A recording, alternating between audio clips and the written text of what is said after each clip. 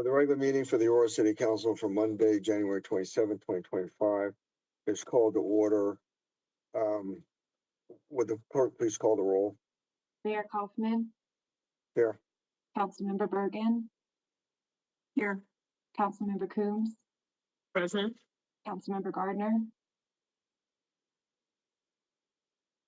Councilmember Gardner, Councilmember Hancock, Councilmember Hancock, Councilmember Drinsky, Here. Councilmember Casal, Present. Councilmember Lawson, Here. Councilmember Medina, Here. Councilmember Mario, Present. Mayor Pro Tem Sundberg. Mayor Pro Tem Sundberg. There's a quorum. Oh, okay. Announcement for the public call-in line. City Council welcomes feedback from the public on matters appearing on the agenda. If you would like to speak and have not already spoken to an operator, please press *3. For those watching on Channel 8, call 855-695-3475 and press *3 when connected. You will hear a prompt confirming you are in line to speak to an operator and then be able to continue listening to the meeting. When the operator comes on the line, please be ready to give them your name and agenda item you wish to speak on. Keep in mind you must press *3 before the city clerk reads the title of the agenda item. Finally, as a reminder, there will be no public comment during public invited to be heard on non-agenda related issues during this evening's meeting. Each speaker is allowed 3 minutes. And Mayor, Pete Schulte, City Attorney, the first motion that we need is to move to be virtual for this council meeting. Yeah, a motion is in order.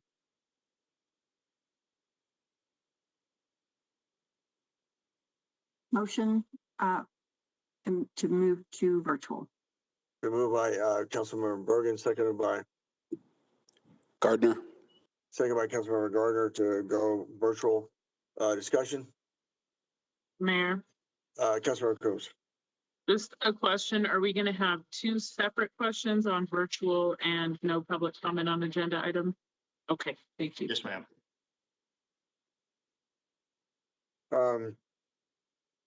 It's been moved by Councilmember Bergen, seconded by who seconded?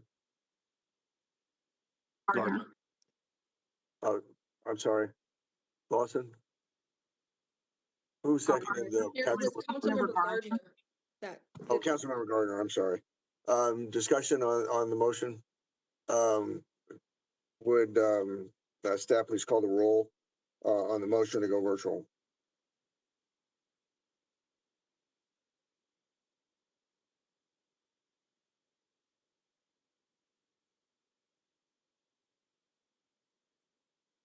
Mayor Kaufman, Mayor votes yes.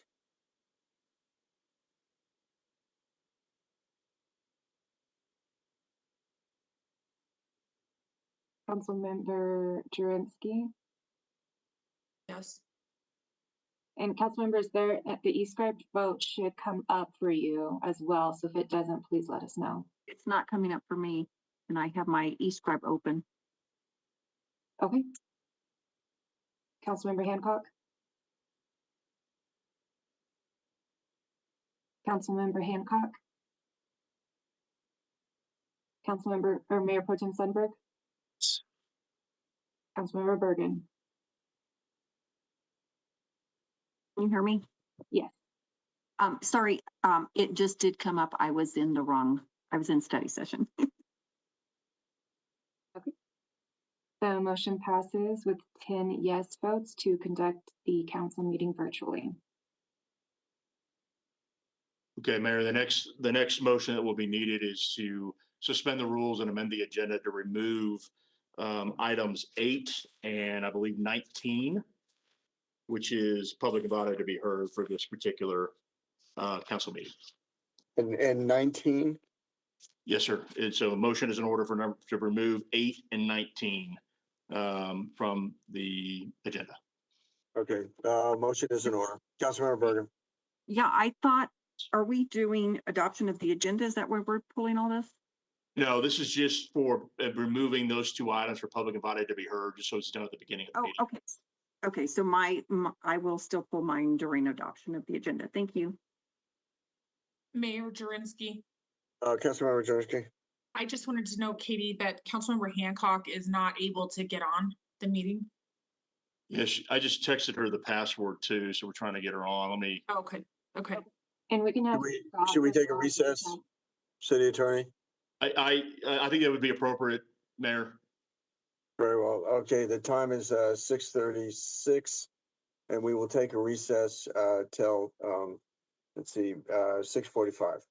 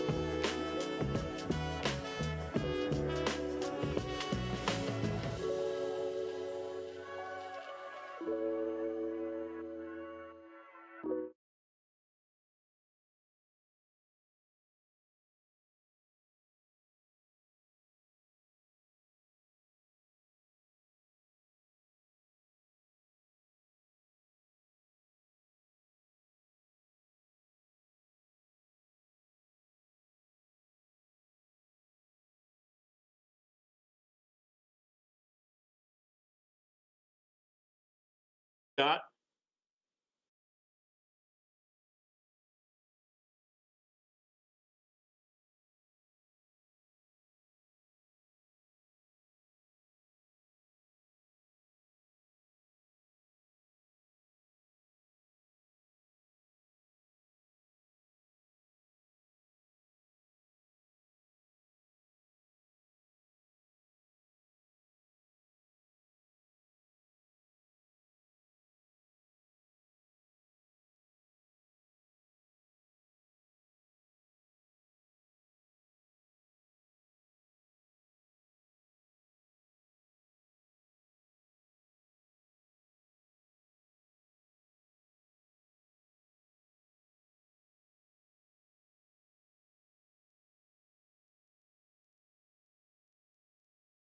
Can you guys see me?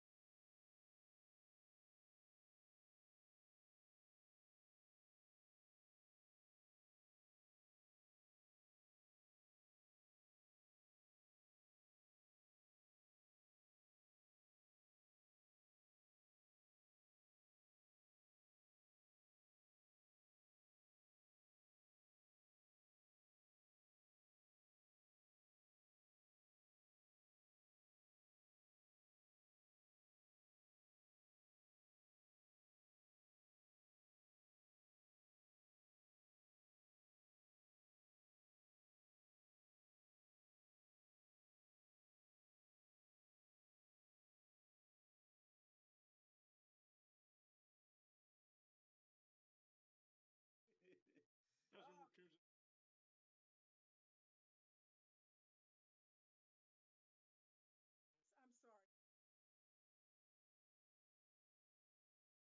Okay, I'm ready. Let's go. Please, join me in invocation, O Lord, Oh, our God. Mayor, we still Yeah. need a vote. We still need a vote on the motion that's on the floor about, or there needs to be a motion, right? Katie, was there already one before we took a recess? We need a motion in a second. We need a motion to suspend the public body to be heard, paragraphs 8 and 19 in the agenda, which would take out public invited to be heard for this meeting.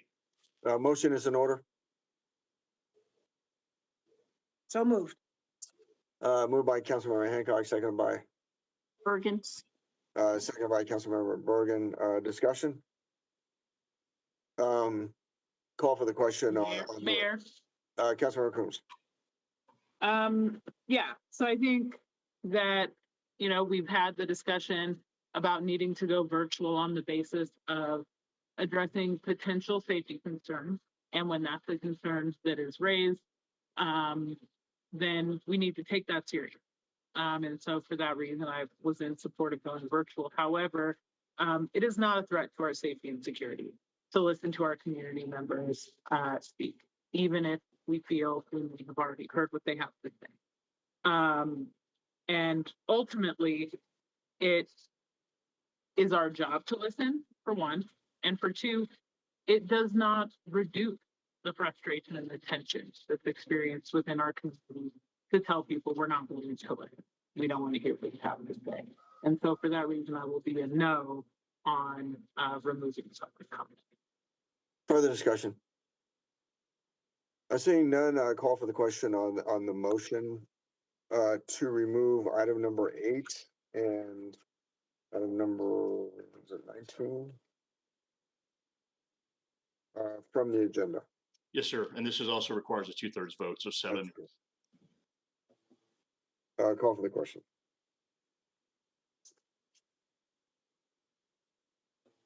Mayor Kaufman, Mayor votes yes.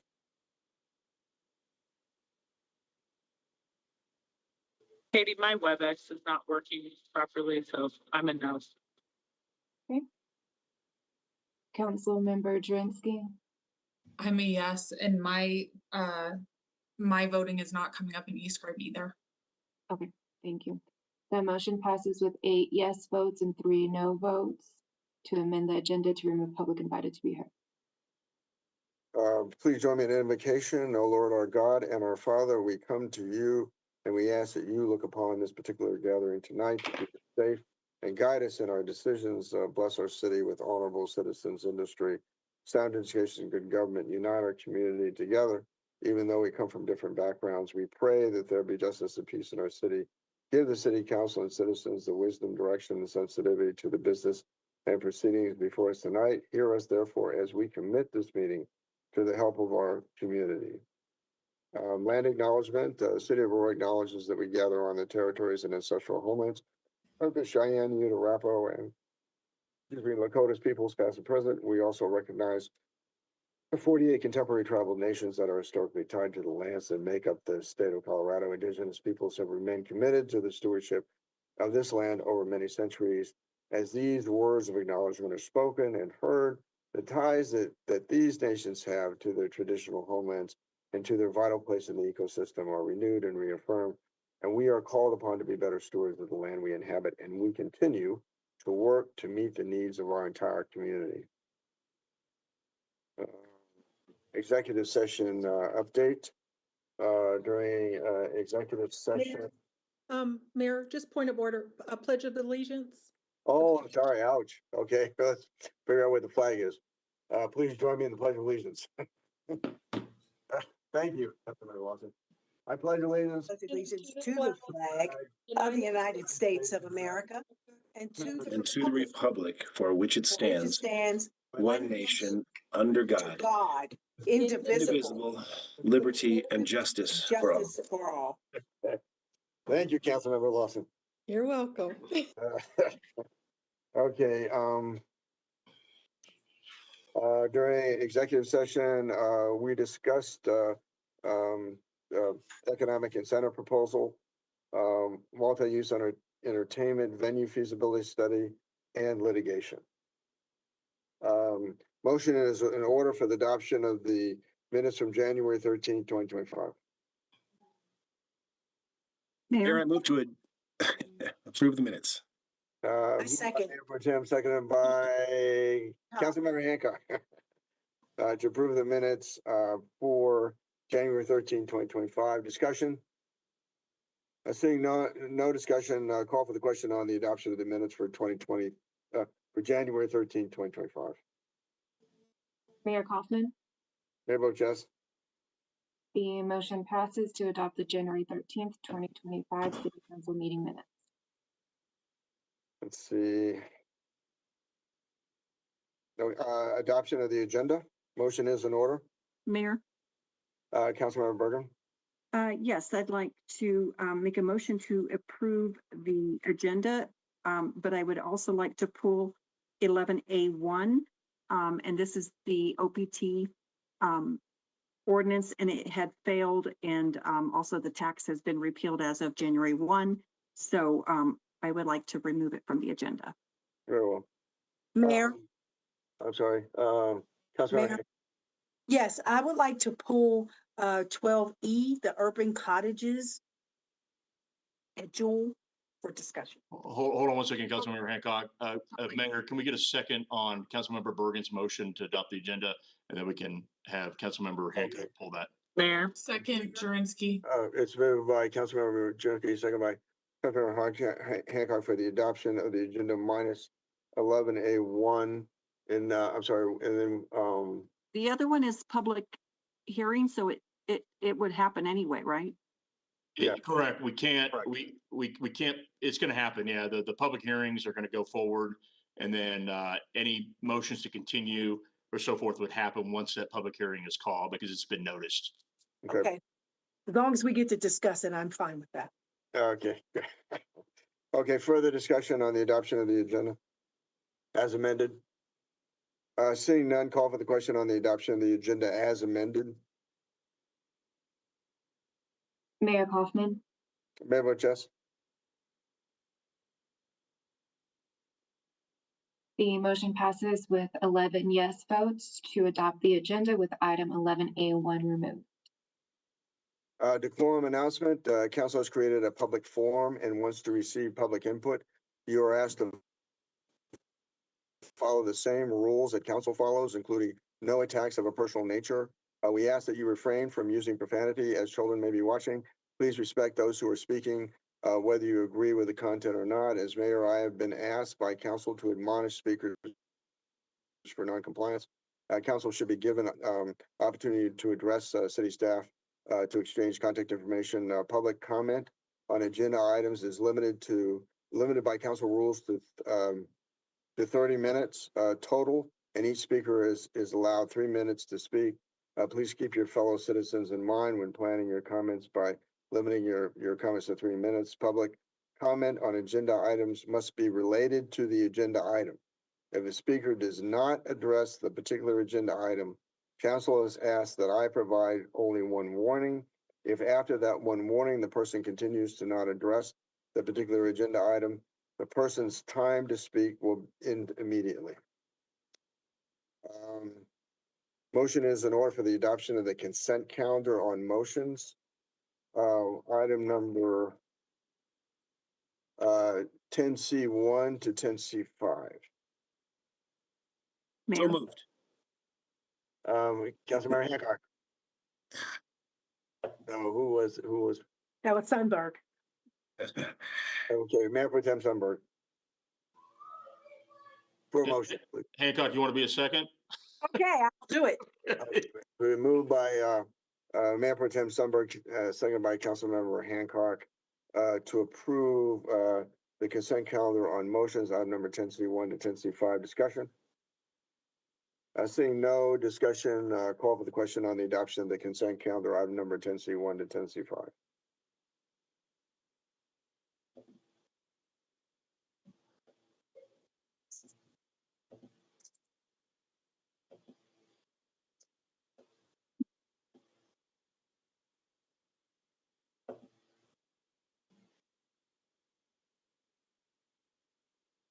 Katie, it's not coming up for me to describe.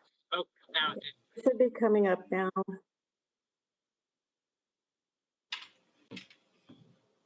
Mayor Kaufman?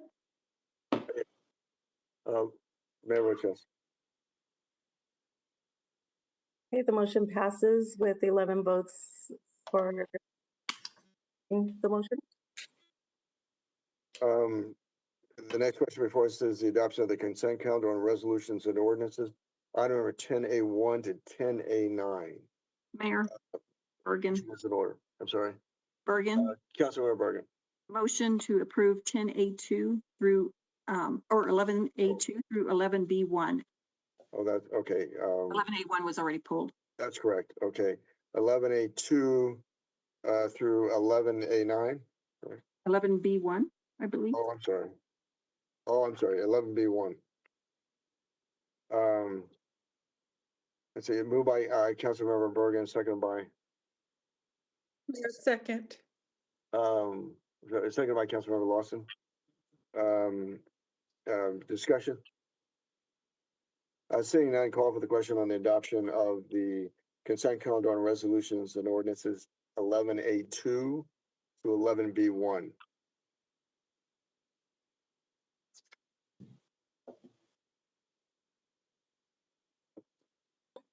Councilmember Lawson, Yes. okay,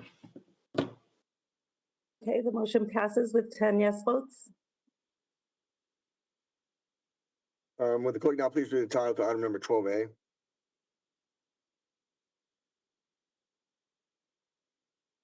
Public hearing yet to. Item 12A is ordinance 2025-02, a public hearing and consideration of an ordinance of the City Council of the City of Aurora, Colorado for a zoning map amendment to rezone approximately 24.4 acres of land to medium-density residential district located at the southeast corner of 56th Avenue and E470. Public hearing is now open. Presentation by staff. Yes, good evening. My name is Asia Tibbs. I'm Planning Supervisor for the Planning and Business Development Department. I'm presenting to you this evening items 12A through 12D. This is the Windler Zoning Map Amendments request. The applicant GVP Windler is requesting 4 zoning map amendments to parcels A, B, C, and D in order to realign the existing zone district boundaries. The Windler master plan is located on the northeast side of the city. It is bisected by E470 and generally located between 48th and 56th Avenues. 3 of the parcels as shown here, A, B, and C, are requesting to expand the existing R2 medium density residential boundaries. And then this last parcel, parcel D, rezones the remaining MUR, also known as the Mixed Use Regional Zone District, to the MU Mixed Use Airport Zone District. You can see here a quick chart of the different boundaries of each parcel with the requests, again, A, B, and C to R2, and then D to MUA. Here's an example of the current zoning map boundaries, which is a mixture of the R2, MUR on the upper left-hand side, and then MUA on the lower left-hand side. All of the rezoning boundaries are east of E470. Here, you can see a comparison of the existing zone district boundary map on the left-hand side and a map on the right, which demonstrates the zone district boundaries should all 4 rezoning requests be approved. The amendment requests are needed to align the zone district boundaries to meet the neighborhood design goals for a recently approved amendment to the master plan. Staff finds that the applications meet the zone map amendment approval criteria, and the Planning Commission has made a unanimous recommendation of approval to the City Council following a public hearing held on January 8th. Thank you for your time this evening. This concludes staff's presentation in addition to the materials that were provided in your packet.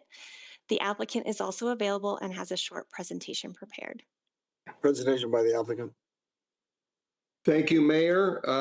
Hello, Mayor and members of council. Christopher H. Fellows, representing GVP Windler. My address is 9501 East Nichols Avenue, Suite 360, Centennial, Colorado. We appreciate your time this evening and this opportunity to hold this hearing. Thank you to Asia for her presentation. Thank you to Asia and the team for their hard work. I think this is a very straightforward application this evening. We would like to ask that our presentation in total be incorporated into the record. And out of respect for your time and in the sake of brevity, we will summarize it very quickly and then would like to be available for questions if council has any. It's mostly a technical matter, and it's primarily as a result of getting zoning lines to match up with streets that were designed to match with topo and neighborhoods and that kind of planning. Anyway, the zoning map amendment is needed to align with updates to the Windler master plan. It's necessary to address changes in circumstances and changes in the marketplace. It's consistent with the spirit and the intent of the comprehensive plan. The scale, height, density, and traffic impacts of the rezone are compatible with surrounding developments. There are no existing occupants or tenants adjacent to the property or on the property. We believe there is a benefit to the public of the proposed rezone. There have been no objections or comments against the project from adjacent property owners or the public. The city staff supports the request and Planning Commission gave unanimous approval. With that, I'll conclude. I have with me this evening Jeff Norberg of PCS and Kelly Walls with Charette Solutions, and we're prepared to answer any questions if council has any. Thank you, Mayor. Is there anyone who wishes to speak on this issue? Seeing none, are there questions from the staff or the applicant from members of the council? Mayor, Councilmember Coombs. just a point of order. It's my understanding that there are folks online waiting to speak in the public meeting. Katie? Yeah, Katie, is that true?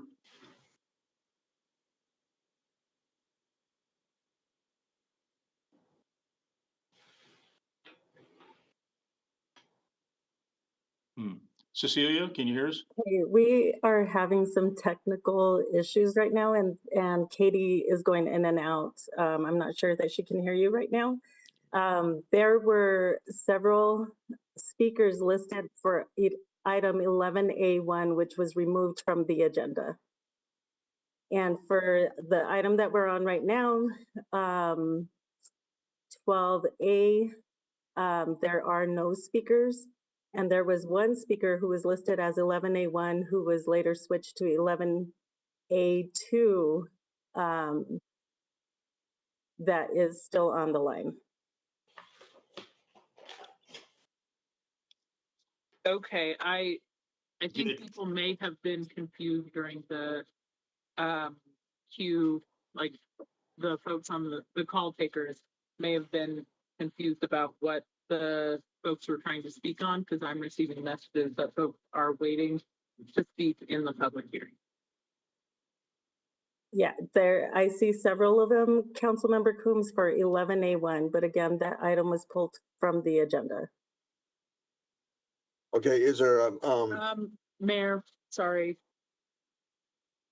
I'm hearing now that folks were told once they were able to speak on 11A1 to hit *3 again to speak on other items, and they didn't get to do that because 11A1 got pulled.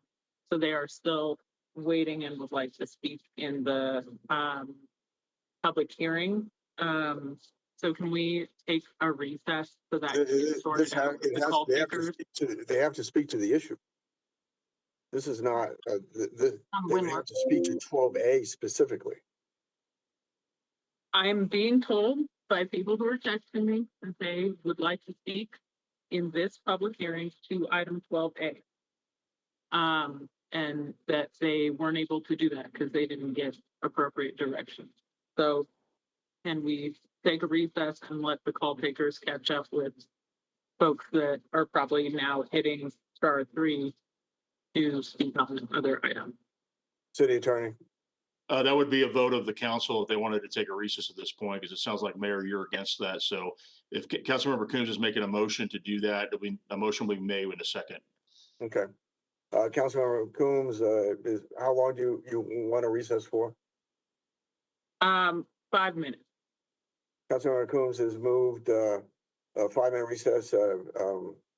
Been moved by Councilmember Coombs, seconded by Medina. Seconded by Councilmember Medina. Discussion? Mayor? Councilmember Bergen. Okay, so I just want to clarify that we are checking within the 5 minutes that the people are signed up to speak on 12A, the Windler zoning map. That's right. correct. Okay, thank you. Further discussion? Mayor, just a point of order. Councilmember Coombs. So City Attorney Schulte, if people want to speak in a public hearing, they're saying they want to speak in a public hearing, is it legal for us to deny them speaking in a public hearing? It is, because it has to be subjected to the subject of the public hearing. So as the mayor stated earlier, your rules require that when there's not public invited to be heard, even though it's a public hearing, the public hearing is specifically on that subject matter because it was noticed that way. So can we presume that people are not going to speak on the public hearing item? No, I think what for Mayor, us to do? oh, sorry, Councilmember Coombs. No, I don't, no, we can't. So I think what the mayor stated earlier in the decorum, they are more than happy to speak on the Windler zoning map amendments, partial A, number 12A, if that's what they've signed up for. But if the mayor determines that they are not speaking on that item, he can give them one warning and then their microphone can be turned off based on the rules.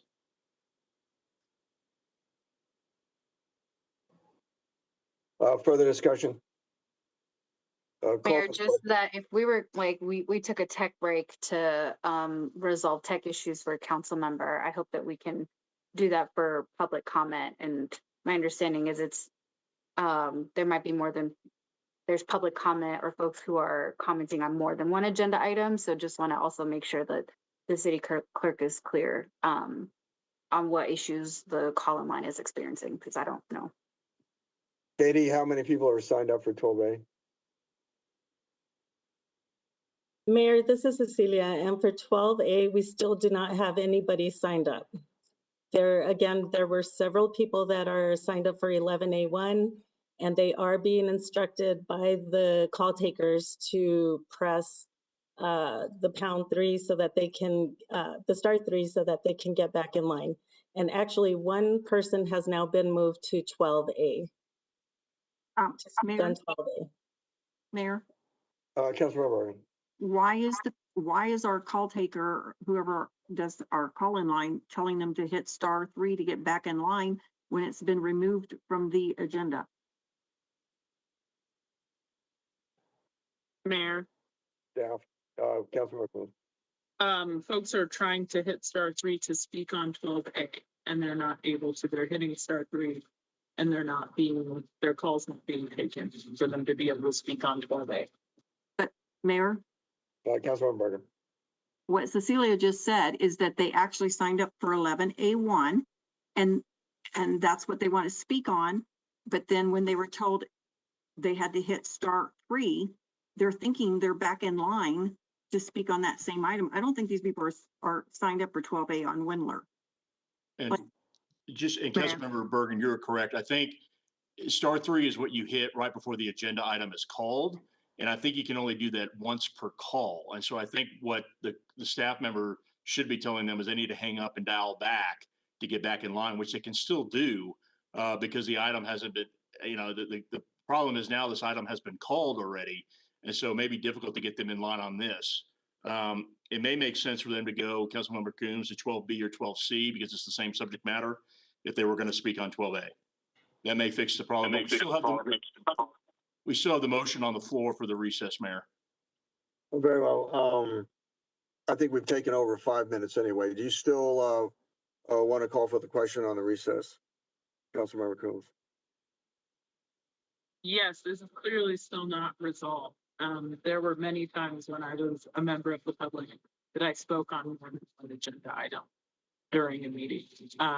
So people are entitled to do that. And we can't say, oh, well, they only tried to sign up for one item, or the call takers understood them as only signing up for one item, so now they can't sign up for others. Okay, so you're, I'll allow a 5-minute recess. So that the time is now 7:12. We'll reconvene at 7:17.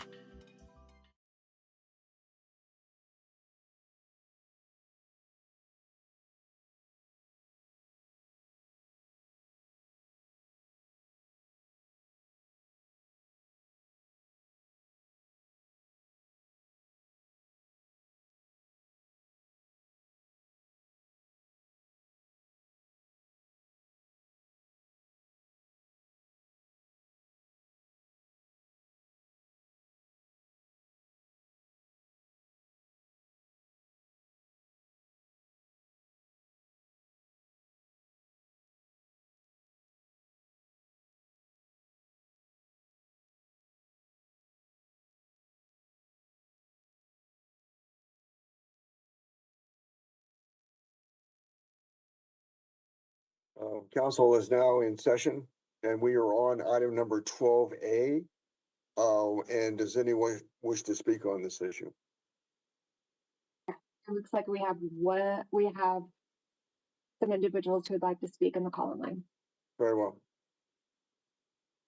Ashim, go ahead. You have 3 minutes to speak on item 12A. Yes. As you consider the zoning map amendment for the Wilder Parcel A, I urge you to reflect on the decisions that shape our community. The rezoning decision will dedicate how the land at the southeast corner of 56th Avenue and E470 is used. It will impact the lives of those live, work, and travel to the area for years to come. Yet, as this land is being rezoned to suit the city's vision, we must ask ourselves, what is the city's vision for justice? How are we reshaping the systems that impact Black lives? Eileen Lewis was shot and killed by the Aurora police. Warning. I am staying on topic, reclaiming my time. Don't suppress my First Amendment right. And there is no plan for the city to address the systemic issue. Well, if we thoughtfully think about 12A,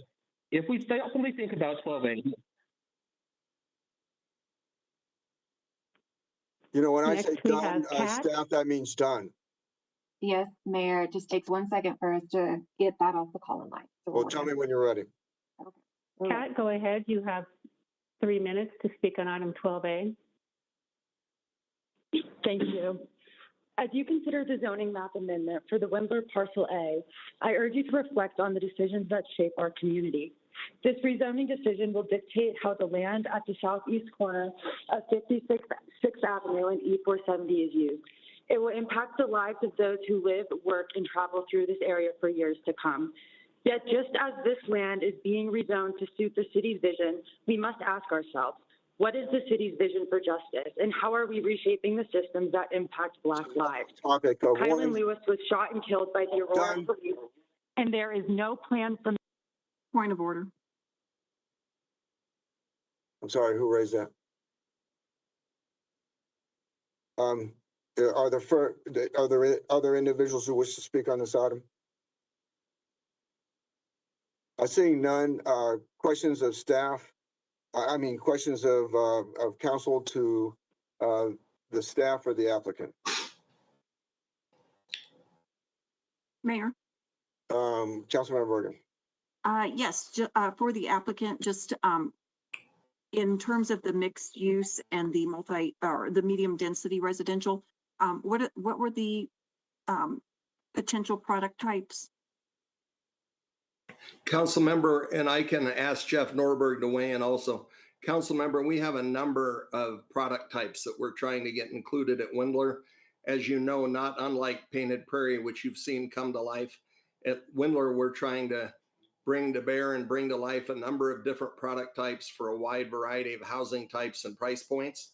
And that's part of the reason for the request this evening. So we're trying to have single family detached front load, single family detached alley load, small lot, single family front and alley load, paired homes, townhomes, patio homes, motor court homes, just a great diversity, multifamily homes. We have a parcel that we're planning to give to the Aurora Housing Authority for that type of housing, and we have apartment zoning. So we have a very, very broad array of housing types we'd like to bring to bear, and that's part of the reason for the request this evening, is to allow the zoning lines to align with the neighborhood visions that we presented to staff. Right, and I understand that having that diversity of housing products also will allow some different price points. So hopefully, and some of those products would actually be at a lower price point, so that we can meet the demands of our area. Boy, we sure hope so, Councilmember Bergen. That's the plan and the hope and the intent. Thank you so much. Mayor, I'm sorry, who? Councilmember It'd be Hancock, helpful if you all Mayor put Hancock. your hand up, Councilmember Hancock.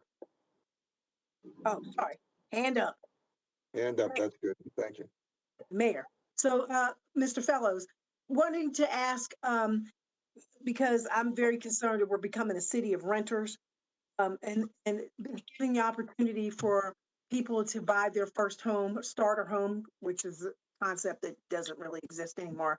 But to be able to have the price points, to Councilmember Berger's point, to allow people to get their first home, a starter home, condo, attached home.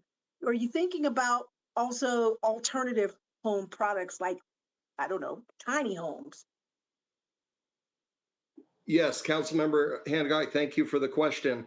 We are working on that, and we actually have been working with staff on our neighborhood and our community called Midtown on a number of new housing types that would allow achieving still a great neighborhood and a great streetscape, but creating more affordability. So we're looking at some single car garage tandem load front load homes that would be on smaller lots. We're looking at other product types that would bring in lower price point for people to have first time home purchase opportunities. And we're working very, very hard to achieve as attainable a price point as we can without sacrificing the street or the community or things that we know are important to the city. And I think with staff, we're making a lot of progress on some things that I think are going to be really exciting for the city. I think there'll be things we'll want to repeat a number of times. Further questions of staff or the applicant? Councilmember Kessel. So my questions to you. So how many surveys or studies have been conducted on that area on the data wise? I'm sorry, could you ask again, please?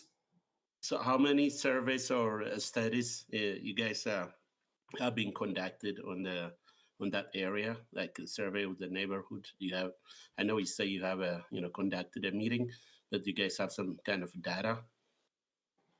Yeah, I don't recall council members saying that we had conducted those meetings. We do weekly updates and surveys of the Front Range marketplace, and we subscribe to 3 or 4 different sources of weekly sales data and information. We got no responses on the outreach to the neighborhoods and the adjoining parcels that were sent out. So we were not required to do any neighborhood meetings. Further questions of staff or the applicant? Seeing none, the public hearing is closed and a motion is in order. Mayor, I move to approve 12A. Been moved by Mayor Pro Tem Sunberg, seconded by Bergen. Second by Councilmember Bergen to approve item number 12A. Discussion? Seeing no discussion, call for the question on the approval of, on the adoption of item number 12A.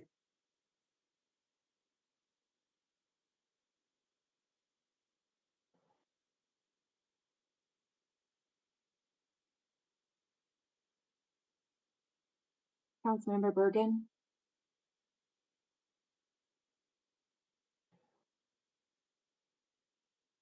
You're muted. Sorry, I was trying to get onto eScribe. Yes. The motion passes with 10 yes votes to adopt item 12A. Clerk, now please read the title to item number 12B. Item 12B is a public hearing and introduction of ordinance 2025-03 for a zoning map amendment to rezone approximately 20.2 acres of land to medium density residential district located at the southeast corner of 56th Avenue and E470. Presentation by staff. No further presentation. We included all the items in the first. Presentation by the applicant. Mayor, we would respectfully request we incorporate the same presentation we did in 12A. Thank you. Mayor, you have to open the public hearing. Oh, I'm sorry. Public hearing is open.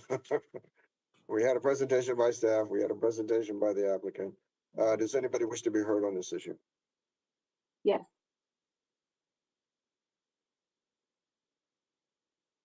The call-in line can go ahead.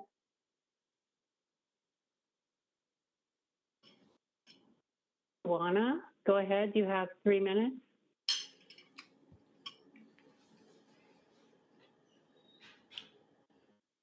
I'm not sure if I'm pronouncing your name right. As Go you ahead. consider it's Kiowa. As you consider the zoning map amendment for Windler Parcel B, I want to remind you that every decision made in this chamber shapes the future of Aurora, its development, its neighborhoods, and its community. Tonight, you are tasked with the rezoning of 20.2 acres of land that accommodates new development. And in doing so, you are considering what kind of community this city will become. But I ask you, what kind of community will be here if we fail to address the systemic issues that allows violence and injustice to continue unchecked? Kylan Lewis was shot and killed by the Aurora police and city. Robert, go ahead. You have 3 minutes. As you consider the zoning map amendment for Wilder Parcel B, I want to remind you that every decision made in this chamber shapes the future of Aurora. It is development, its neighborhoods, and its communities. Tonight, you are tasked with rezoning 20.2 acres of land to be accommodated new development. And in doing so, you are considering what kind of community this city will become.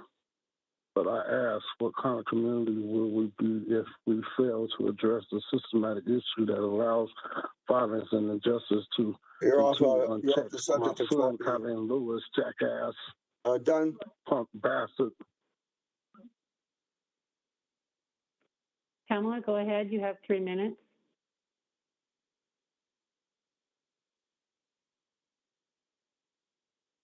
Hello? Go ahead, Pamela. You have 3 minutes. As you consider the zoning map amendment for Windler Parcel B, I want to remind you that every decision made in this chamber shapes the future of Aurora. Its development, its neighborhoods, and its communities. Tonight, you are tasked with rezoning 20.2 acres of land to accommodate new development. And in doing so, you are considering what kind of community this city will become. But I ask, what kind of community will we be if we fail to address the systemic issues that allow violence? Your comments are not pertaining to 12B. Please pertain to 12B. Yep, I want to talk about the community and the building. So I'm talking about the community and the rezoning, so actually it is. Kylan Lewis was shot and killed by the Aurora Police Department in the community, and the city has.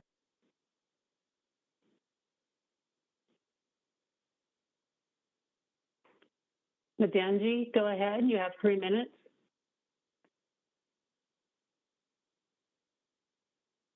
Did you say Madan? I apologize if I mispronounced it. It's okay. That's okay. You go ahead. Consider. Can you hear me? Yes, go ahead. As you consider the zoning map amendment for Windler Parcel B, I want to remind you that every decision made in this chamber shapes the future of Aurora, its development, its neighborhoods, and its communities. Tonight, you are tasked with rezoning 20.2 acres of land to accommodate new development. And in doing so, you are considering what kind of community this city will become. Just as this rezoning will create space for new development, we must create space for all members of community. All members of community through these zoning efforts should feel protected, valued, and treated with dignity. It's not pertaining to It's item number not 12, enough warning. to develop land. It is. It's not enough to develop land through zoning, Windler Parcel B. Portia, go ahead. You have 3 minutes.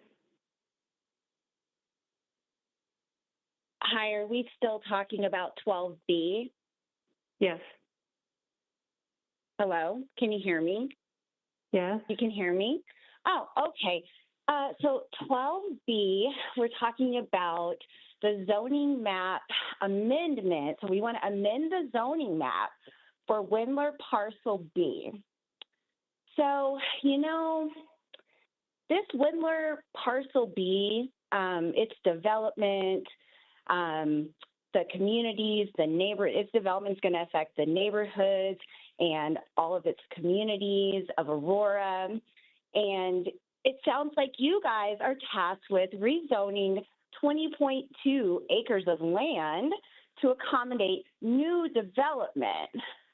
But I guess my question is, what are you doing about the existing development?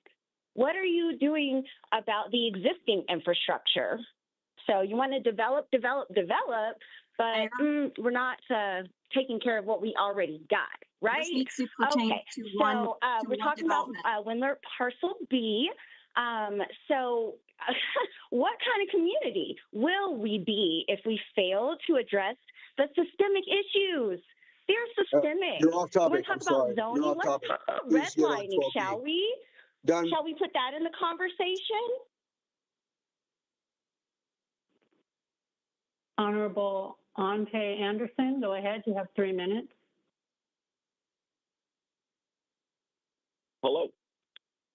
As you consider the zoning map amendment for Windler Parcel B, I want to remind you that every decision made in this chamber, now let me be clear, this shapes the future of Aurora, its development, its neighborhoods, and its communities. Tonight, you are tasked with rezoning 20.2 acres of land to accommodate, now let me be clear, the new development, and in doing so, you are considering what type of community this city will become. Now, I don't believe that you actually heard me the first time, so let me start from the top. As you consider the zoning map amendment for Windler Parcel B, now let me be clear. I want to remind you every decision made in this chamber shapes the future of Aurora, its development, its neighborhoods, and its communities. Tonight, you are faced, excuse me, I messed that sentence up, but let me start from the top. As you consider the zoning map for Amendment Windler Parcel B, I want to remind you every decision made in this chamber shapes the future of Aurora. Now, let me be clear. It shapes its development, its neighborhoods, and its communities. Tonight, you, Councilmember Mario, Councilmember Jurinsky, the new guy, Mayor Kaufman, Councilmember Lawson, Councilmember Hancock, Councilmember Medina. Your time is up. Councilmember Coombs. Wrap up your comments, please. Done. Holly, go ahead. You have 3 minutes. As you consider the zoning map amendment for Windler Parcel B, I want to remind you that every decision made in this chamber shapes the future of Aurora, its development, its neighborhoods, and its communities. Tonight, you are tasked with rezoning 20.2 acres of land to accommodate new development. And in doing so, you are considering what kind of community this city will become. But I ask, what kind of community will we be if we fail to address the systemic issues that allow violence and injustice to continue unchecked? Get on track. Kylan Lewis was shot and killed by the Aurora. Why do you give a warning? Joel, go ahead. You have 3 minutes.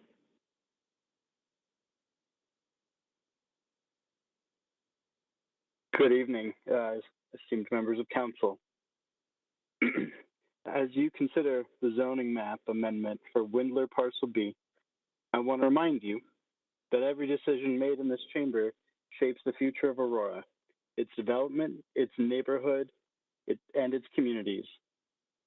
In particular, it seems that this council has a penchant for taking our city and selling it to the highest bidder. Tonight, you are tasked with rezoning 20.2 acres of land to accommodate new development, and in doing so, you are considering what kind of community this city will become. I grew up in Aurora.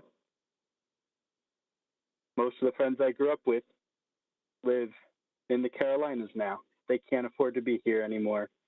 Or worse, they've left because you haven't taken care of them.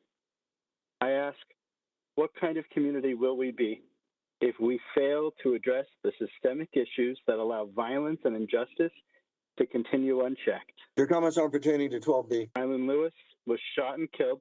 Done. By the Aurora police.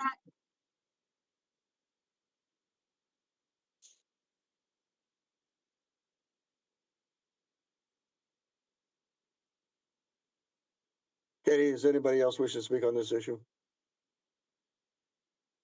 there's nobody else. There, a motion is in order for the adoption of item number 12B. Mayor, I motion to approve item 12B, Jurenski. Okay, Councilmember Drinsky, and moved by Councilmember Drinsky, seconded by Mayor, I second. Councilmember Lawson. Councilmember Lawson to approve item number 12B. Discussion? Seeing no discussion, call for the question on the adoption of item number 12B.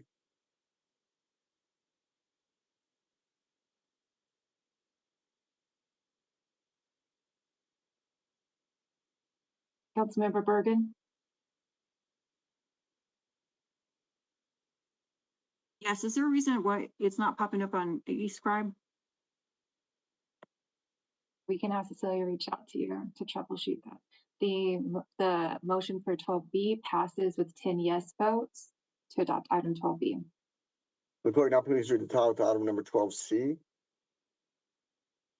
Item 12C is a public hearing and introduction of ordinance 2025-04 for a zoning map amendment to rezone approximately 20 acres of land to medium density residential district located at the southeast corner of 56th Avenue and E430. Okay, public hearing is now open. Presentation by staff. No additional information. Thank you. Presentation by the applicant. Thank you, Mayor. No additional information. Please respectfully like to submit our presentation as a part of this hearing. Thank you. Does anybody wish to be heard on this issue? Yes. Portia, go ahead. You have 3 minutes. Ooh, glad I was ready. You guys are a little all over the place tonight. So let's see. So we are looking now at the zoning map amendment for Windler Parcel C. Well, I want you to think about the power you hold in shaping this city's future. I don't know if you guys remember, but when I was there, I don't know, a few weeks ago, a couple months ago, told you guys, you hold the power, not just for zoning, but for lots of things that are going to shape this city's future. So you to stay on top with the rezoning of these 20 acres, I'm talking about the rezoning now of Windler Parcel C. Please don't interrupt me. Thank you. You have the ability to influence how our community grows, how it accommodates new residents, and how it creates opportunities. So I've been listening tonight, and so can't wait to hear about all the new job opportunities that will be created for the Aurora citizens. But the question I raise tonight is, what kind of future are we building? What kind of future are we building if we fail to address, again, the systemic failures that harm all lives, but especially Black lives? As you rezone this land, think of this. Is there anybody else who wishes to be heard on this issue? Yes, Mayor. Sundberg. Joel, go ahead. You have 3 minutes. Order.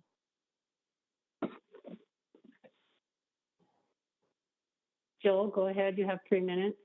And Mayor, Councilmember Sundberg made a point of order. I'm sorry, Mayor Pro Tem.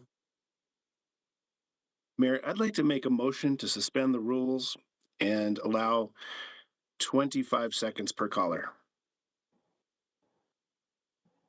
Second. It's been moved by, okay. It's been moved by Mayor Pro Tem and seconded by, Seconded.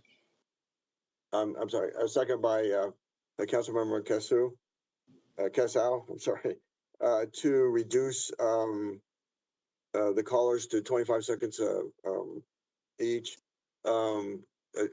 City Attorney, if you could opine on that for a minute. This is a suspension of the rules as the rules are listed in the public hearings. It does take a 2/3 vote to pass.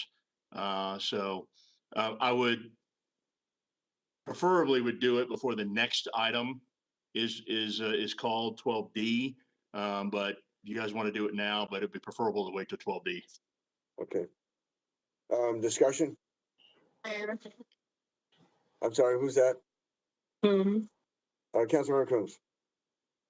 So City Attorney Silky, I just want to clarify, do we not have any particular legal requirements with respect to public hearing around providing substantive time for people to speak. City Attorney. Yeah, and I'm verifying that because, and maybe Lena, when these, I'm going to ask one of my assistants, Lena, when these were noticed, did it state any particular time that they would have to respond to the council in the meeting notices?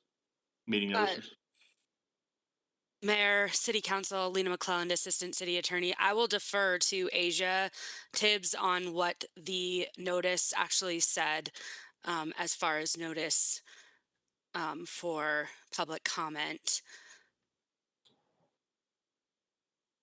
If she is still on. Yeah, so the notice for all public hearings gives a brief summary of the project, including the location, the acreage, what the application is, and then of course the details of the hearing, referencing the City Council's website to reference access to the meeting. Asia, does it say anything about a certain amount of time to be addressing council? I'll have to pull it, but I doubt it. I don't think it does. I don't recall seeing that. Oh, go ahead, Lena. Mayor, if you don't mind, if we can figure this out before we move forward. Should we just take some more callers or just take recess? Well, we have a motion on the floor. I just want to make sure it's appropriate, or that motion can be withdrawn. Okay, then, well, Mayor Pro Tem. I'd like to continue with my motion. Yeah. Very well. Ms. McClellan. Can I just clarify, is that only for this item? Or is that for every public hearing item? Wow, tonight. But I'd like to clarify, it's for the rest of this evening. So every agenda item and every public hearing. So I think, of course, as we know, Lena, the public hearings are different. So we do need to make sure that there weren't noticed with a specific time period. Do you need a recess? Mayor? Can we have 5 minutes just to clarify? Councilmember Combs? I'm looking at the addressing the Aurora City Council chart that is on the city website. And under public comment on public hearing items, it says no time limit allocated, 3 minutes, first come, first serve, etc. So it does specify a time frame. And if I can. Certainly, we can suspend the rules. Those are the council rules. That's correct. And so I think Pete wants to make sure that there's no legal requirement for these specific public hearings, not just public hearings in general. Correct. The official notice is what was sent out to the property owners, and that's what controls. So I know that's on the website, Councilmember Coombs, and then that may be what's in the notice. I just want to make sure what the official notice says, and I don't have I don't have it in front of me. So if I could have 5 minutes, I could try to get that answer. Very well. The time is now 7:48. We will be in standard recess until 7:55.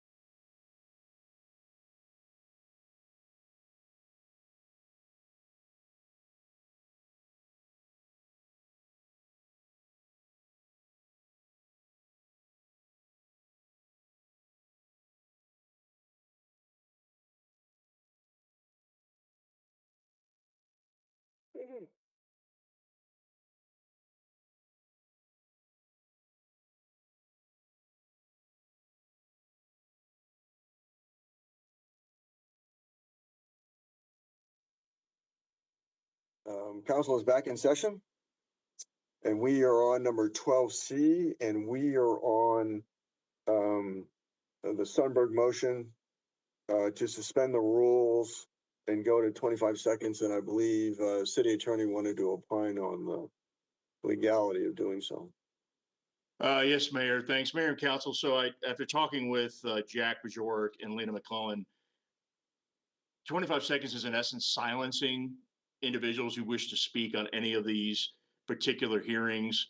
Our advice would be to avoid that claim, would not limit anything less than 90 seconds if you were going to change the time. There's nothing in the notices that said a specific time was available, but the argument could be is there may be some individuals who may want to speak, I mean, for lack of a better term, legitimately on some of these public hearings. So our advice would be if you want to limit public comment, to not do it for any less than 90 seconds. Mayor Pro Tem Sundberg. Fine with that. I received a message from someone that wants to speak on something legitimately. So I'm fine with that. 90 seconds. Yes, sir. Okay. So who seconded it? The person that seconded it okay with changing the motion to 90 seconds? Yeah. Okay. Okay. So now it's up to 2/3 vote after discussion, Mayor. Okay. Further discussion? Seeing none, call for the question on the Sundberg motion to limit public invited to be heard on agenda items to 90 seconds. Mayor Kaufman. I vote yes. Katie, I meant to mark no, just it's too quick on the e-scribe. Just to clarify too, I want to make sure we're on the same page. So are we, I believe Mayor Pro Tem's motion was to just limit on public hearings. Are you wanting to do it for all the remaining agenda items, or we're just doing public hearings? Mayor Pro Tem. I would say all remaining items for the evening. Okay. And the person who said, and the Councilmember Castle, are you okay with that as a second? Yes, seconded. Okay. So I think we got to make sure that the vote's clear, Mayor. Okay. Discussion? Mayor, Councilmember Combs. can I make an amendment to have this only limited to the public hearing? There are likely folks that want to speak about those other agenda items, that would not be able to do so as a result of this law.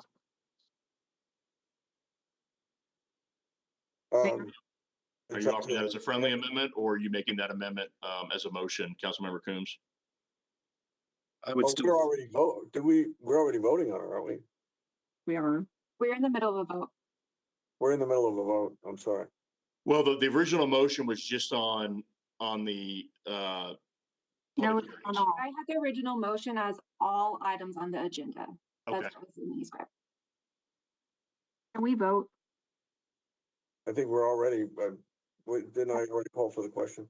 You did, and it should have come up for you, Councilmember Bergen and eScribe, but it doesn't look like it did.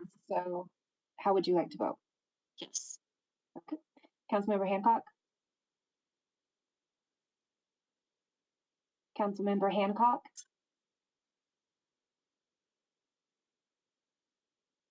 Thank you. Councilmember Casal?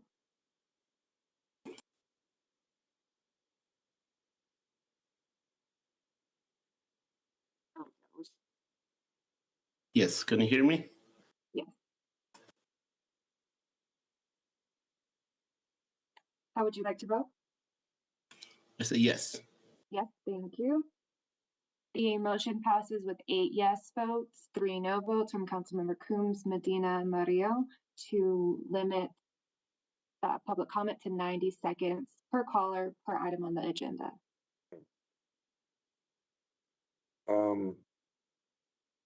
I'm trying, Katie, did we have further, I'm trying to remember where we were on this 12C.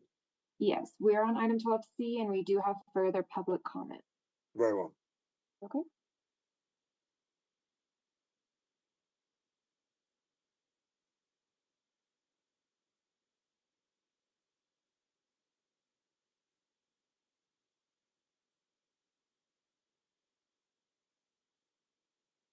So go ahead. You have 90 seconds.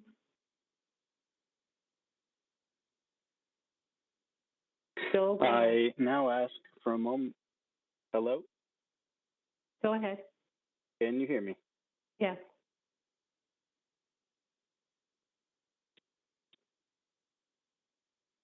Yes, Joel, go ahead. You have 90 seconds.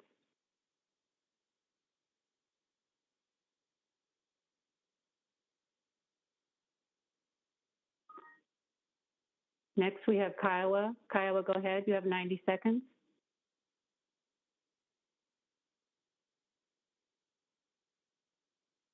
Kiowa, go ahead. You have 90 seconds.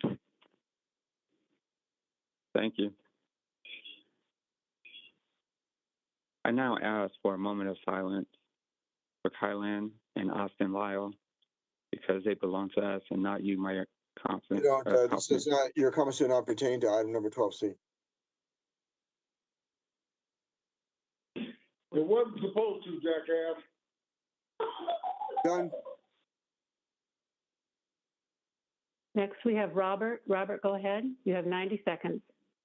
Yeah, I'll say the same thing. I know to ask for a moment of silence for my son, Colin Lewis, and Austin Lane, because they belong to us, not you, Mayor Kaufman. Yeah, it shouldn't, you little jackass. Done. Hashem, you have 90 seconds. Go ahead. Let me get to my phone right quick. I think Kaufman's a coward. I now ask for a moment of silence. Done. For Kylan Lewis.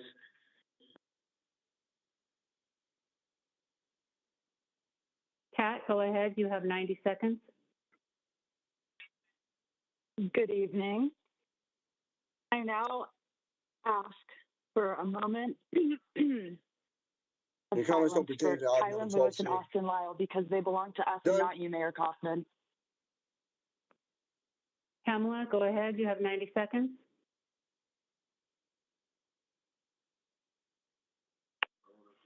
Hello? Go ahead. Pamela, you have 90 seconds. Oh, hello, can you hear me? Yes, we can hear you. Okay, and I'm sorry, what are we on? We are on 13 or 12C, Yes. Windler Parcel C. You now have 30 seconds. Okay. I now ask for a moment of silence for Kylie Lewis and Austin Lyle because they do not belong Please, to you, Mayor 12C. Hoffman. Let me share remarks to 12C.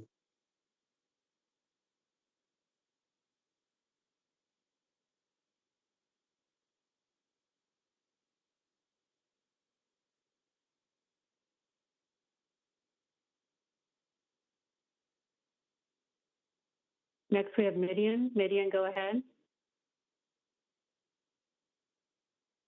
Can you hear me? Yes, go ahead. Hello? Can you hear me? Yes, go ahead. Can you hear me? Thank you. As you consider the zoning map amendment for Windler Parcel C, I now ask for a moment of silence for Kylie Lewis and Austin Please Lyle restrict your because they comments to belong item to number us 12C. and not to you, Mayor Kaufman. Done.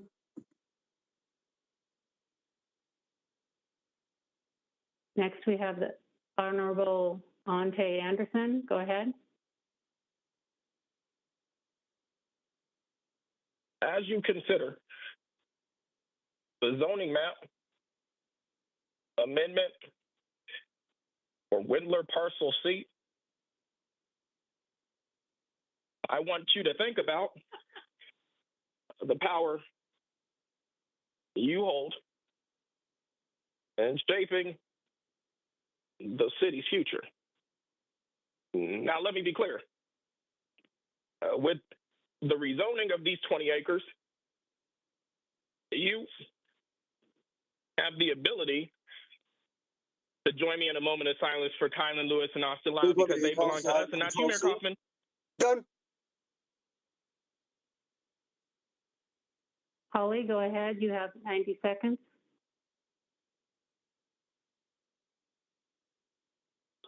Yes, hello? Yes, Hello? go ahead. We cannot build a just community if we only focus on infrastructure and development while neglecting the infrastructure of justice. I now ask for a moment of silence for Please stick Kyler your, Lewis and comments to Austin item number Lyle 12C. because they belong to us and not Done. you, Mayor Kaufman.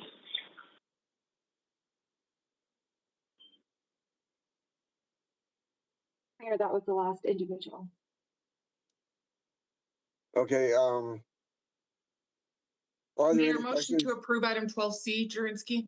We got point of order, Mayor. We've I got think I have to close the public hearing first. But first, are there any questions of staff or the applicant? Seeing none, public hearing is now closed and a motion is in order. Mayor, motion to approve item 12C. Moved by Councilmember Jersky, seconded by Hancock. seconded by Councilmember Hancock. Discussion? Seeing no discussion, call for the question on the adoption of number 12C.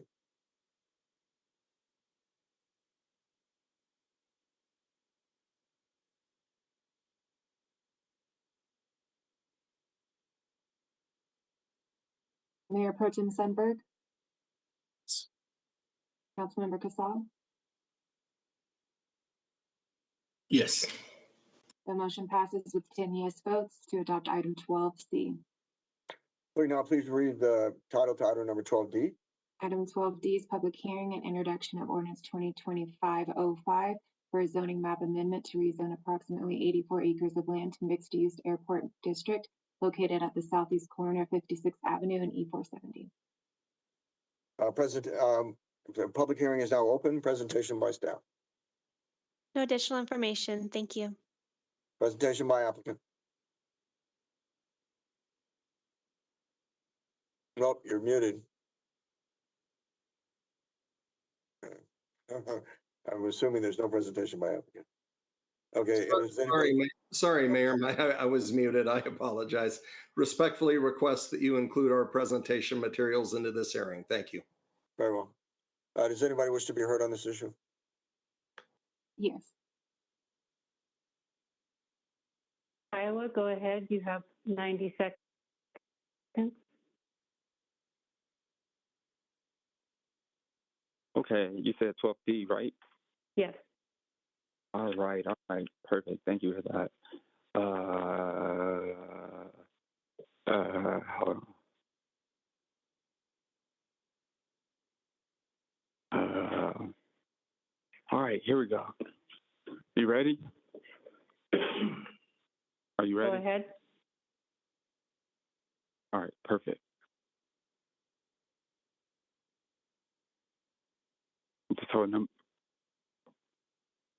Just hold on. Commenting to pertain to item number 12D. I got something in my throat. I'm sorry. Mayor Kaufman, thank you for all that you do. You're amazing. I've never seen so much racism in my life. Done. White power. Thank you. Catherine, go ahead. You have 90 seconds.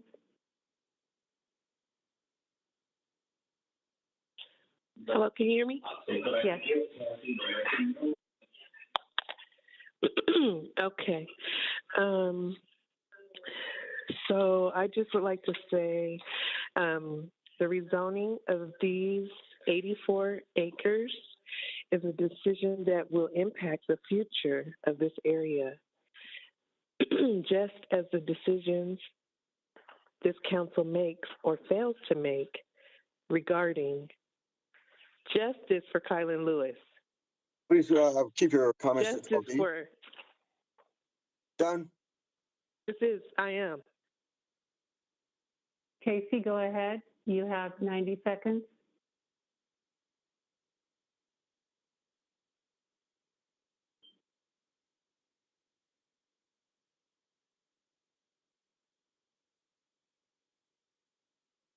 Casey, go ahead. You have 90 seconds. Physical landscape. Oh, it might. Hello? Go ahead. You're on now. As you deliberate the zoning map amendments for Winsler Parcel D, I urge you to recognize the power you have to shape the physical landscape of Aurora. But also I reflect on the larger, more pressing issue, which is the police keep murdering Black people. Justice for Kylan Lewis. Done. Robert, go ahead. You have 90 seconds. As you deliver on the zoning map amended for whatever the hell her name is, I urge you to recognize the power that you have to shape a physical landscape in Aurora. Please keep your comments to item number 12D. Done. Portia, go ahead. You have 90 seconds. I'm sorry, is it my turn now? Yes. Hello? Oh, okay. We are talking, we're on 12D. We're still talking about the Windler parcel D. So this is a rezoning of these 84 acres, and it will definitely impact the future of this area. Let's see. So as you consider how this land will be developed, ask yourself, are we also developing a future where all residents of Aurora and Colorado are treated with dignity and respect? Done. I'm sorry, what was that?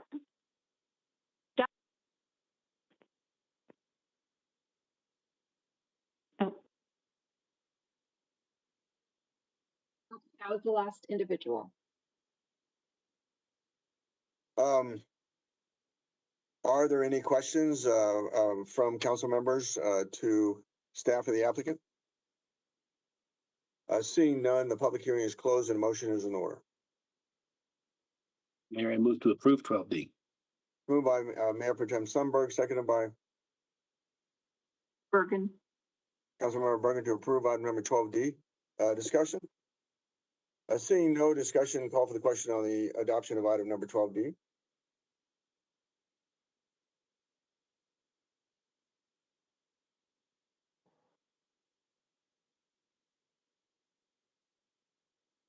Mayor Pro Tem Sundberg.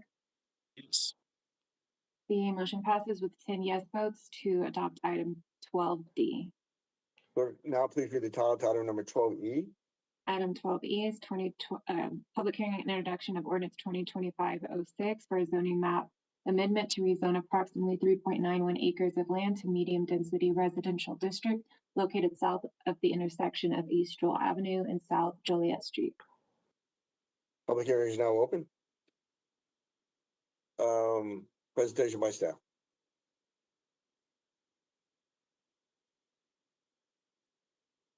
Good evening, Mayor and City Council members. I'm Rashid Rabal, planner with the Planning and Business Development Department. For item 12E, urban cottages at Joel, the applicant is asking for continuation to a date certain of March the 10th. Thank you. Very well, I believe that requires a vote of council. Yes, Mayor. Is in order. Mayor, Councilmember Hancock.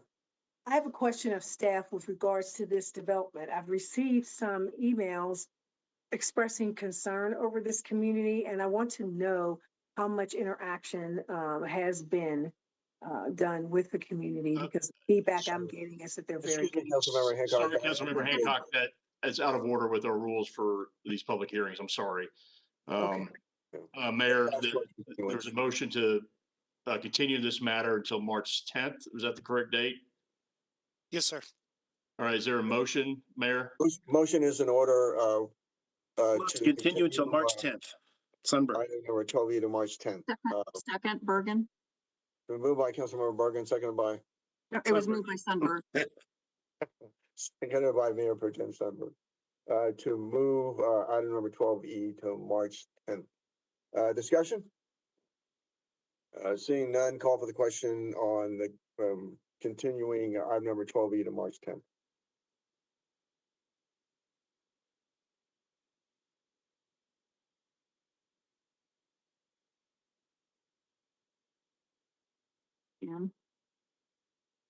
I'm sorry, my e-scribe is thinking right now, so it'll just be one moment, please.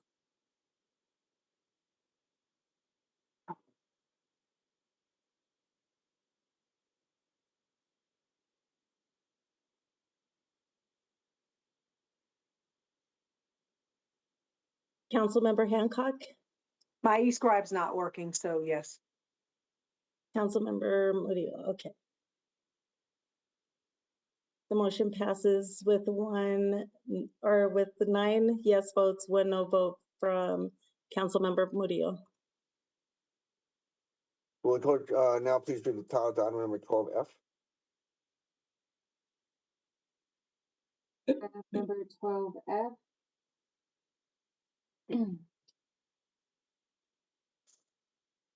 Is public hearing and consideration ordinance 2025-07, amending the 2018 comprehensive plan to change the place type from industry hub to emerging neighborhood for the area generally located east of Powhatan Road between East 49th and East 26th Avenue. Public hearing is now open. Presentation by staff.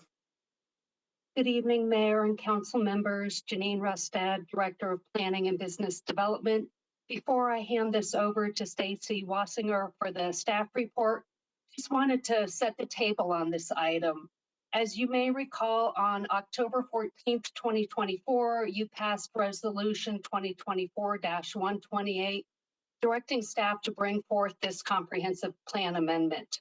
One of the items in that resolution was that the comprehensive plan amendment shall be contingent upon essentially a development agreement.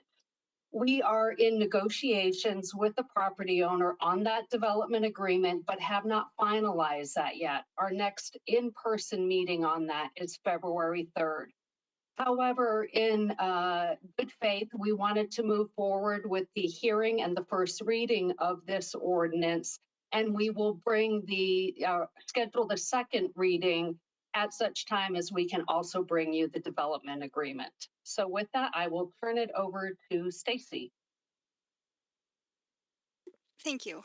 Good evening. I'm Stacy Wassinger with the Planning and Business Development, here to give the staff presentation for this item. As mentioned, this is a request for a comprehensive place type amendment from industry hub to emerging neighborhood for approximately 340 acres. Per the resolution that Director Rustad mentioned. The current zoning in this area is airport district and place type is industry hub. So this is an aerial photo of the area, and to sort of orient everybody to this property, we have the Aerotropolis Parkway alignment to the west, and that is meant to be a major thoroughfare that will range from I-70 up to East 64th Avenue. It will extend a little north of East 48th Avenue, and then on the south side is up to the Public Service Company gas line easement, and then on the east side is bounded by the average day-night noise contour level for Denver International Airport of 55 LDN. These noise contours and a map further in the presentation will show these in more detail, but that separates this section proposed to be a change to emerging neighborhood from those in the higher 60 LDN where residential would not be permitted.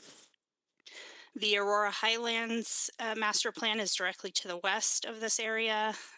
To the north, there is a Kings Ranch industrial or master plan that contains industrial uses, and to the northwest is Sun Empire master plan, which is also industrial uses. This is the existing zoning map for the area. The yellow is medium density residential, and that directly to the west is the Aurora Highlands. The purple color to the northwest or northeast and south is the airport district zoning. This area is also in the airport influence zone overlay, which for Denver International Airport, which does contain additional building requirements for residential in the 55 LDN and does not allow for there to be residential in the higher 60 LDN, which you can see is this sort of the curvy line on the east side of the proposed area.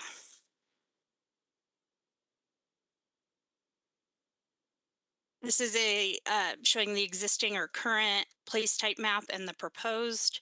The outlined in red area is the subject property. The yellow is emerging neighborhood, which is the Aurora Highlands to the west. The sort of beige color is the industry hub place type, which otherwise surrounds it. These dark blue lines are the noise contours, just to illustrate those location in relation to this property. And so that the blue line that curves to the east side of this property is the 60 LDN, beyond which residential would not be allowed on that side. This map illustrates the oil and gas sites in the area. They are east of the site. They are located in the 60 LDN area. So past that point of the proposed comprehensive plan amendment. The only requirement, since these are existing sites, the reverse setback to residential required is 150 feet, which you can see there are some buffer distances on this map of 500 and 2,000, so they would meet that 150 feet. There is a requirement that the first residential property owner within 2,000 feet of an existing site would need to be notified of that oil and gas site. This map shows the flight paths map for Denver International Airport with the lighter blue lines showing the arrivals and departures. The hatched yellow area is the subject area for this comprehensive plan amendment, and then the darker blue lines are again the noise contours showing that distinction of that area. So the code criteria for a comprehensive plan amendment is that it shall be approved only if it promotes long-term economic, social, and environmental health of the city and protects the public health, safety, and welfare of the citizens of Aurora. This item was heard before the Planning and Zoning Commission on December 11th, 2024. There were representatives from the airport and the representative of the owner contract buyer of the property. Through the discussion of that hearing, the Planning Commission discussed oil and gas site proximity, airport proximity, and other impacts to the property of this proposed change, and ultimately voted to recommend approval, stating reasoning such as increasing housing stock and diversity, and one voting not to recommend approval, stating concerns with noise from the airport and oil and gas proximity. A comprehensive plan amendment does require a 2/3 vote of the commission to forward a recommendation, and that would be 5 of the whole commission, so it would be a required 5 votes. And since there was not 5 votes, this was forwarded without a recommendation. The item also, comp plan amendment also requires a 2/3 vote of the full council for approval. And if approved tonight, this will still require additional steps in the processing, such as master plan amendment and rezoning at later date. With that, staff concludes our presentation, available to answer any questions. We also have on the line, there is a representative of the owner, Rita Connerly, and a representative from the airport, Brody Ayers. Thank you. Okay, presentation. I'll come back for questions. Presentation for from the applicant. Mayor, the city is the applicant in this matter, but as indicated, we do have a. Okay. Is there anyone who wishes to be heard on this issue? Yes.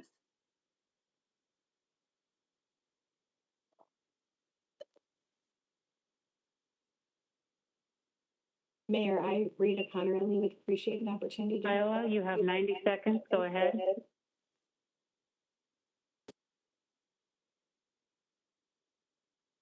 Kiowa? Hello. Go ahead.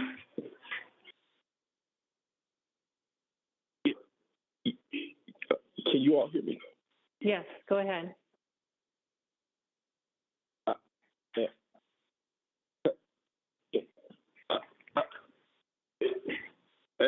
Hey, you there? All right. What agenda item we on now?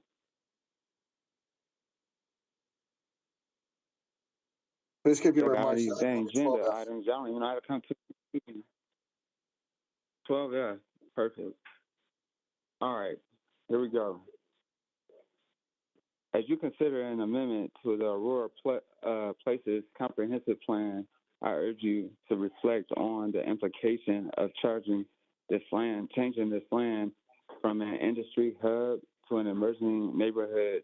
This decision, while focusing on future development, and another reminder that our city's plan and our policies must prioritize the well-being of every resident, especially those historically marginalized. Please stick with item number 12F. Joel, go ahead. You have 90 seconds. As you consider the amendment to the Aurora Places Comprehensive Plan, I urge you to reflect on the implications of changing this land from an industry hub to an emerging neighborhood. This decision, while focusing on future development, is yet another reminder that our city's plans and policies must prioritize the well-being of each and every resident, especially those who are historically marginalized. Please stay the development of our neighborhood item on 12F. Is not just, excuse me, I'm speaking. The development of our neighborhoods is not just about creating space for new housing or businesses. It's about creating spaces where all people can thrive, feel safe, and live without fear of systemic violence. Yet in Aurora, that has not been the reality for everyone. Kylan Lewis, a young man whose life was tragically taken by the Aurora. Robert, go ahead. You have 90 seconds. Yeah. Mike Kaufman, somebody gonna rezone your ass. And when they do, it's gonna be a good day. You be the Hashim, you have 90 seconds. Let me get to my phone right quick. It's a shame that Republicans hate First Amendment, but I have my phone right now.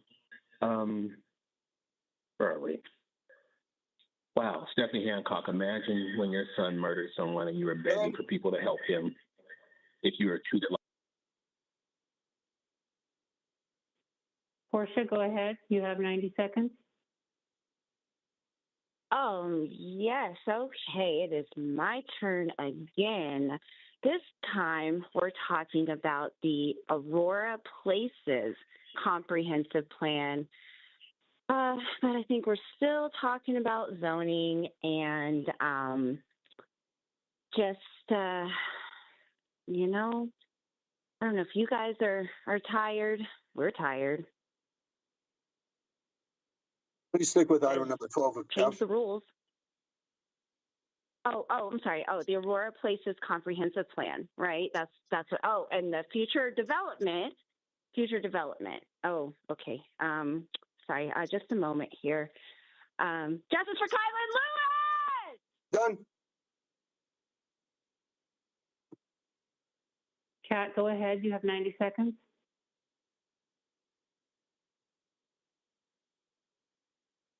The amendment to the Aurora Places Comprehensive Plan, I urge you to reflect on the implications of changing this land from an industry hub to an emerging neighborhood.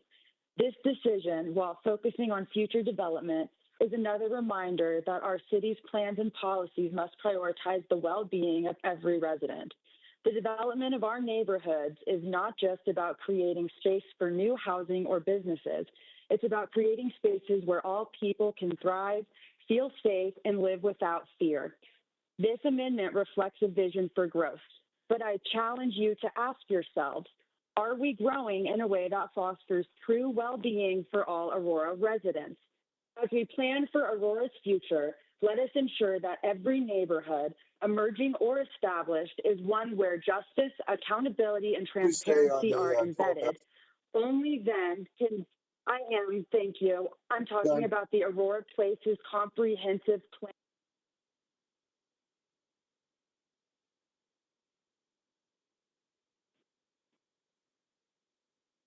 Is there anybody else who wishes to speak on this issue? That was the last person.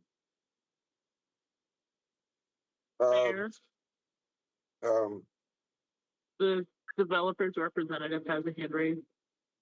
Oh, very well. Applicant, presentation by the applicant. Yes, thank you, Mayor and council members. Rita Connerly, 1801 California Street, Suite 2600, Denver, Colorado, speaking in support of City Council's request for a comp plan amendment. Aerotropolis Industrial Development, Aurora Highlands, and ATEC Investments respectfully request the council support of this comprehensive plan amendment to promote the long-term economic, social, and environmental health of the city by providing high-quality, attainable, and safe housing options for persons across all socioeconomic levels at whatever stage in life, in proximity to employment centers, health facilities, schools, rec amenities, as well as convenient access to pedestrian and vehicular transportation corridors and shuttle services. This amendment will further protect the public health, safety, and welfare of Aurora citizens by respecting all LGN noise contours, respecting all oil and gas setbacks, and respecting everyone's desire to build wealth through home ownership, regardless of whether one works in the public sector or the city's hospitality, manufacturing, or health industries. Also, the school district has agreed that the property meets its criteria for a location of a high school, and efforts are underway to design a state-of-the-art facility. This amendment is needed to support the commencement of the school's construction so that it may open in August of 2028. The land also has the benefit of natural topography that provides views of the mountain ranges. A spine road rests at the top of the ridge, and between the homes and the road will be a 400 approximately wide linear open space area with recreational trails and activations.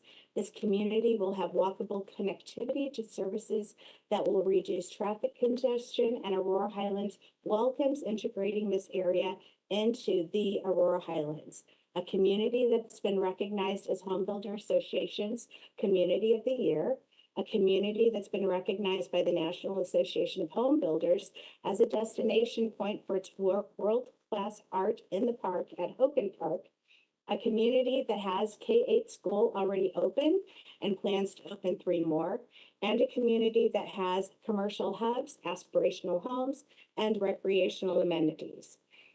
We submit that this amendment will position the city to attract a talented workforce who need both affordability and proximity to major employment centers. We appreciate council's favorable consideration of this amendment and look forward to working with the city to expediently address the existing housing crisis. Questions of staff or the applicant? Seeing that the public hearing is closed. Hi, good evening. Hi, may I speak? Katie, what's going on here?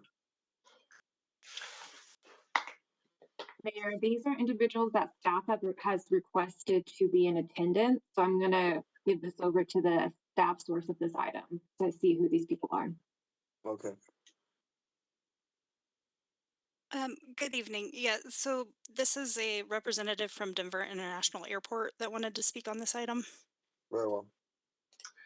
Good evening, Mayor and Mayors of the City Council. Hold on a second, Mayor. Just point of order, just to remind, because we changed the timing, each speaker is limited to 90 seconds.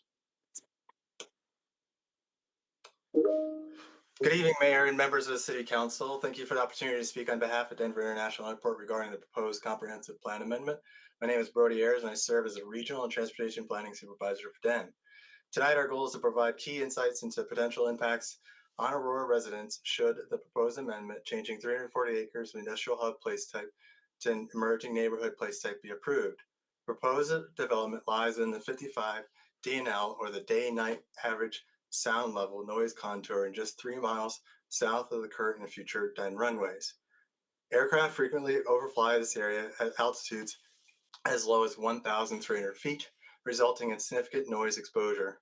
For example, on July 7th, 2024, the site experienced 576 arrivals in a single day, and weather conditions on December 3rd, 2024 resulted in hundreds of departures directly overhead.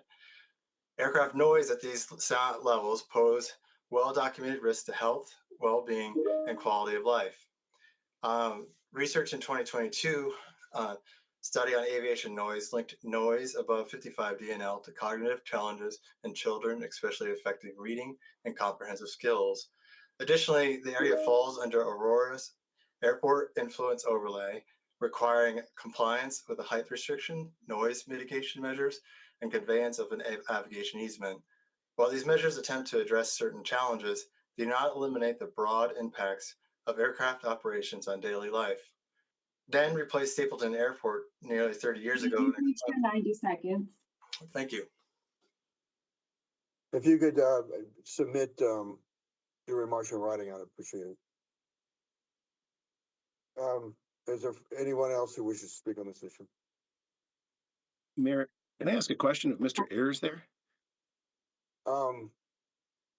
City Attorney. City Attorney. Yeah, I'm looking at the rule now, Mayor. I mean, I got to be honest. I'm trying to figure out, was the city, were these individuals on behalf of the city as the applicant, or were they just speakers in support? Ms. McClelland?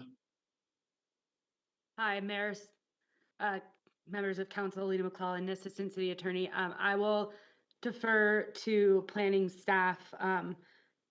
Stacy, if you're able to comment on, I believe the city is the applicant in this matter, and I believe these people were brought as backup to the city as the applicant, but I will defer to staff on that question. The applicant being the city?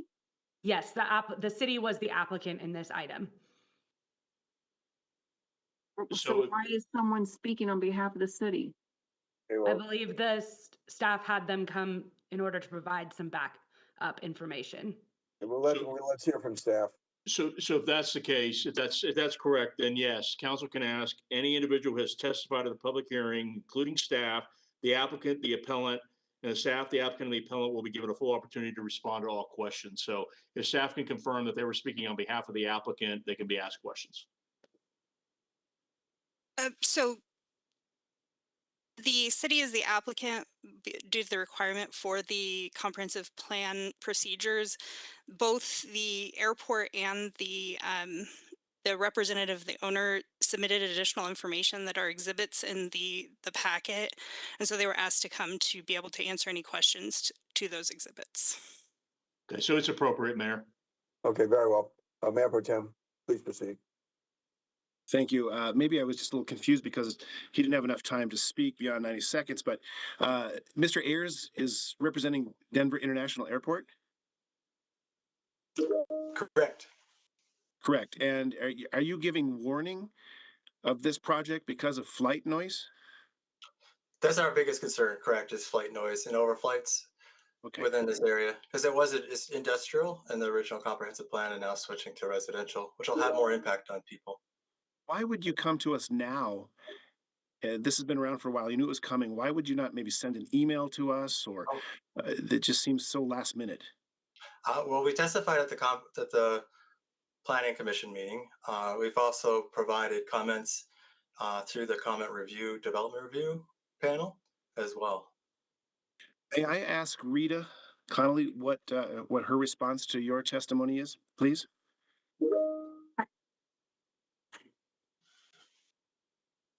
Yes, City Council member, this area lies well outside of the 65 LDN contour, lies outside of the 60 LDN contour. It is in, per your exhibits, in the 55 LDN contour where residential housing is permissible. And a navigation easement per Aurora City Code, as well as the intergovernmental agreement with the City and County of Denver, has been recorded against this property. And we will be complying with all UDO requirements associated with this development, just like every other housing residential development that's occurring in the 55 LDN zone district in the city of Aurora. Thank you. Mayor. Rita, is that our threshold, 55 LDN? Residential development is allowed in the 55 LDN contouring. 55 or less. Councilmember Bergen? Yes, thank you.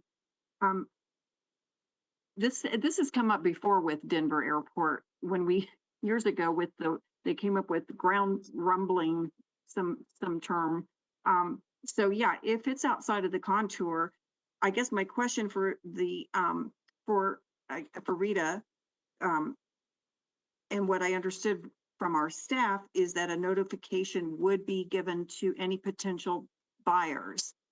So they would be buying with notice to know what zone they're in and what any potential, situations. So I guess to Rita also, can you just verify, I know it's going to be a variety of housing products as well, and that the thought behind this is that that Aurora Highlands will be able to discount the land so that the builders will be able to discount the housing prices and offer a variety of products such as townhomes, stacked flats, and then also single family homes. And I mean, I think it's a really great idea to be, first of all, if it stays industrial, I don't think anything's going to get built there. So by rezoning it to emerging neighborhood, we're going to be able to have housing that is a little bit more affordable than what we see in our area for sure. So I think it's a great thing. But yeah, I just wanted to verify on the noise content that they are definitely, it's within the law. If I may. Okay, please. Yes, a variety of rear and front loaded attached and detached homes, single family and multifamily will be developed, such as cottage homes, stacked flats, the senior housing, walk-up garden homes, townhomes at various price points, with a focus on delivering a for-sale product, because that's the mechanism for mobility as well. And In addition to having the recorded navigation easement on title, there's also a property disclosure that's recorded in the Aurora Highlands to just advise people, hey, you're in a special district, you're near transportation corridors, including the Denver International Airport and the secondary impacts associated with certain activities. Yes. Yeah, so I think we can leave it to consumers to make decisions for themselves as to where they want to purchase and at what price point. Thank you.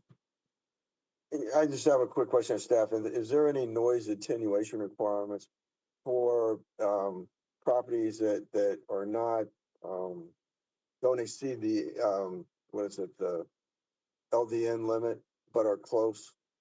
Do we have additional requirements?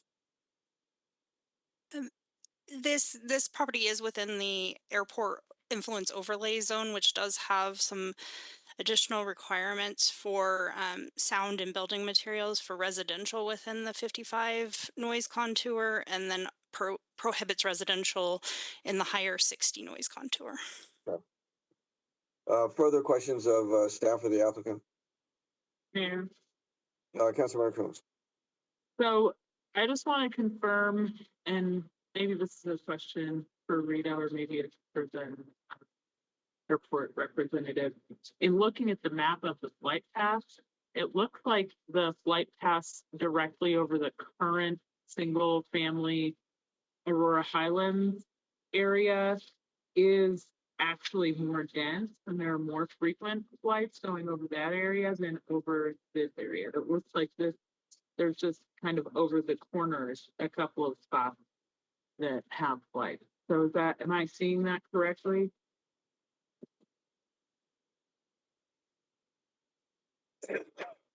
Okay, Rita. Yes, council member. The flight paths that you're seeing are to the east and west of the subject property, predominantly. Further questions of staff or the applicant? Seeing none, the public hearing is now closed, and a motion is in order. Mayor, Councilmember Bergen. Motion to approve 12F. Been moved by Councilmember Bergen, seconded by Coombs. Second by Councilmember Coombs to approve item number 12F. Discussion? Seeing none, call for the question on the adoption of item number 12F.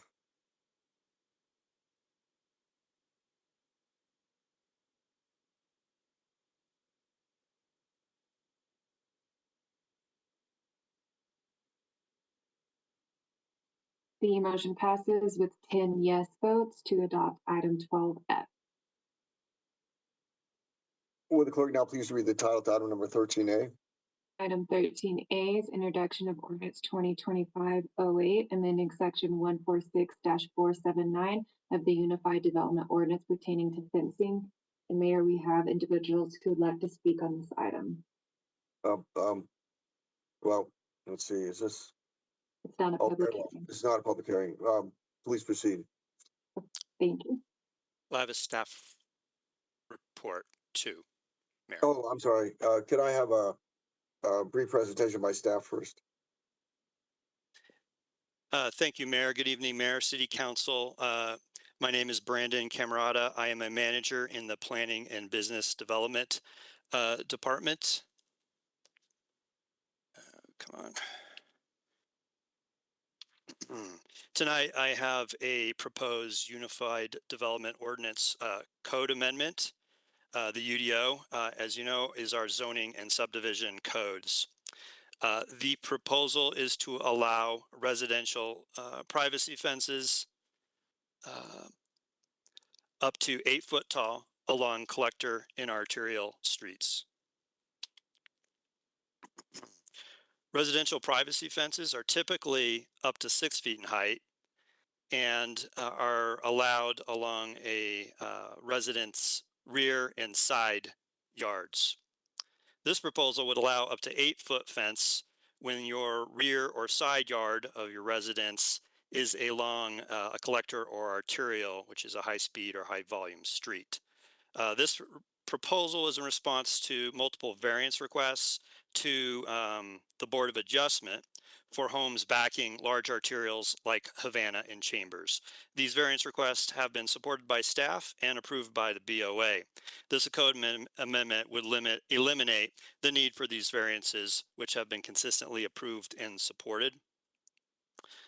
These are the approval criteria for a UDO code amendment.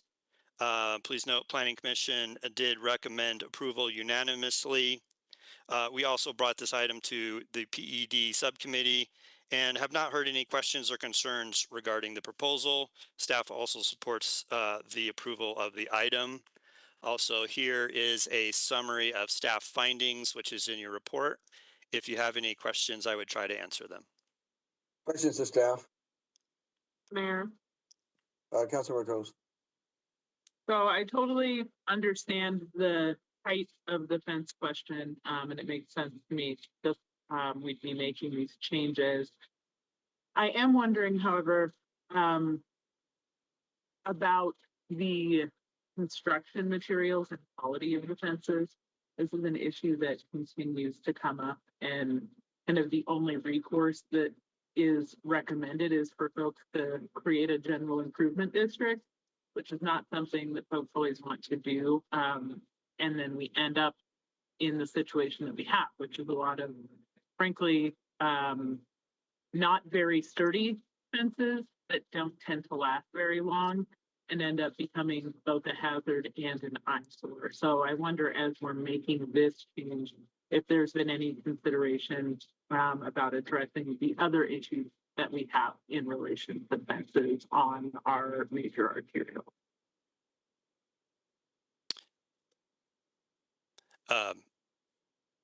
Mayor, through you, I appreciate the question.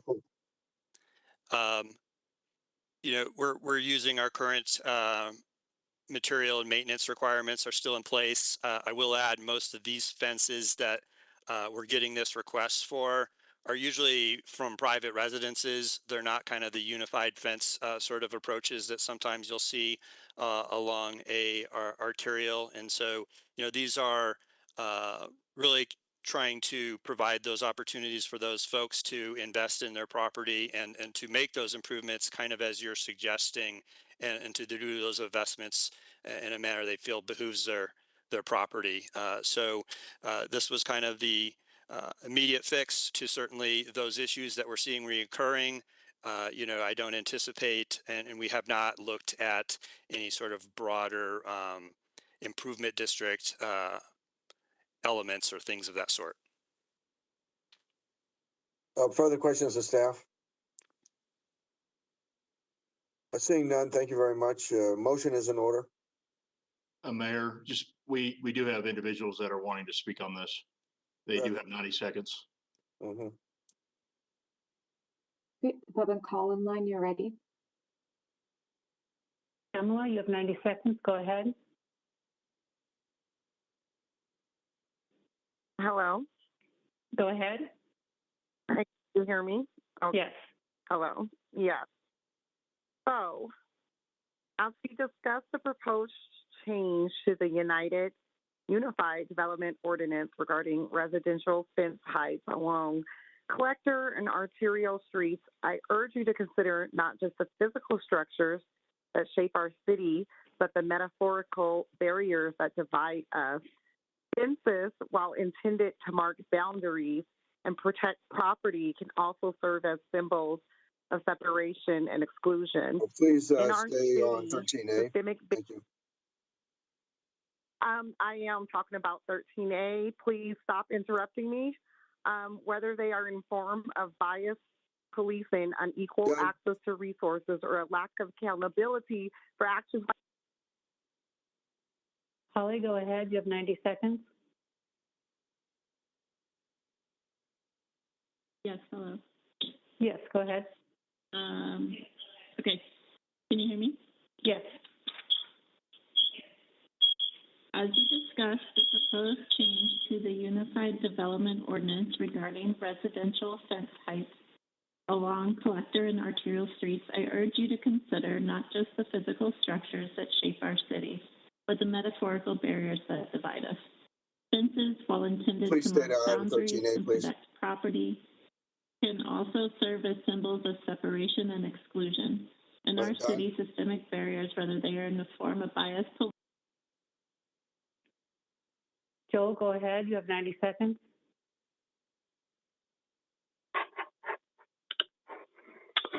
As you discussed the proposed change to the Unified Development Ordinance regarding residential fence heights along collector and arterial streets, I urge you to consider not just the physical structures that shape our city, but the metaphorical barriers that divide us. Fences, while intended to mark boundaries and protect property, can also serve as symbols of separation and exclusion. Please give your comments In to our 13A. city, systemic barriers. Done. Please let me speak. Hashim, go ahead. You have 90 seconds. Okay, getting to my phone. I wonder if the civil rights attorneys listening. As you discussed the proposed changes to the Unified Development Ordinance regarding residential fences, heights along collector and arterial streets, I urge you to consider not just the physical structures that shape our city, but the metaphorical barriers that divide us. Please keep your comments to 13A. Fences, while intended to mark boundaries.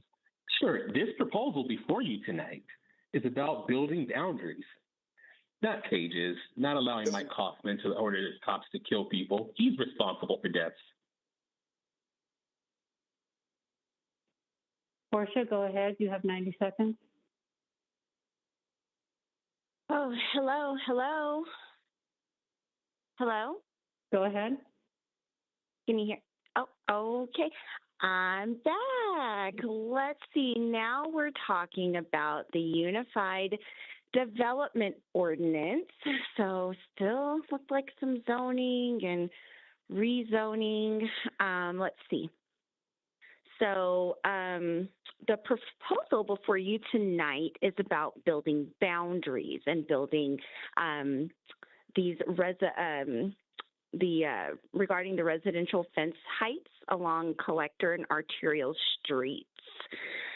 As you move forward with this ordinance, let it be a reminder that the walls we put in Please place include your comments to item 13A. must be ones.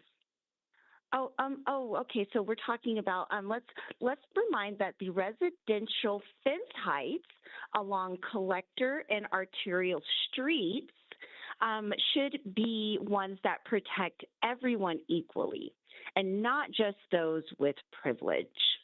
Done. I'd like to now ask. Midian, go ahead. You have 90 seconds. Fences. What is a fence? What is in a fence? As you discuss the proposed change to the Unified Development Ordinance regarding residential fence heights along collector and arterial streets, we want to make sure that we stay focused on the task at hand. Fences. Fences are important if you are looking to ensure that property is protected. Fences can mark boundaries of property. And we're talking about the heights along collector and arterial streets. So when we think about fences being placed and the ordinances that are required, there does have to be some structures and accountability. And so with that being said, if a fence is supposed to protect, you all have a responsibility to ensure that the decisions you make as it pertains to protection of property is critical.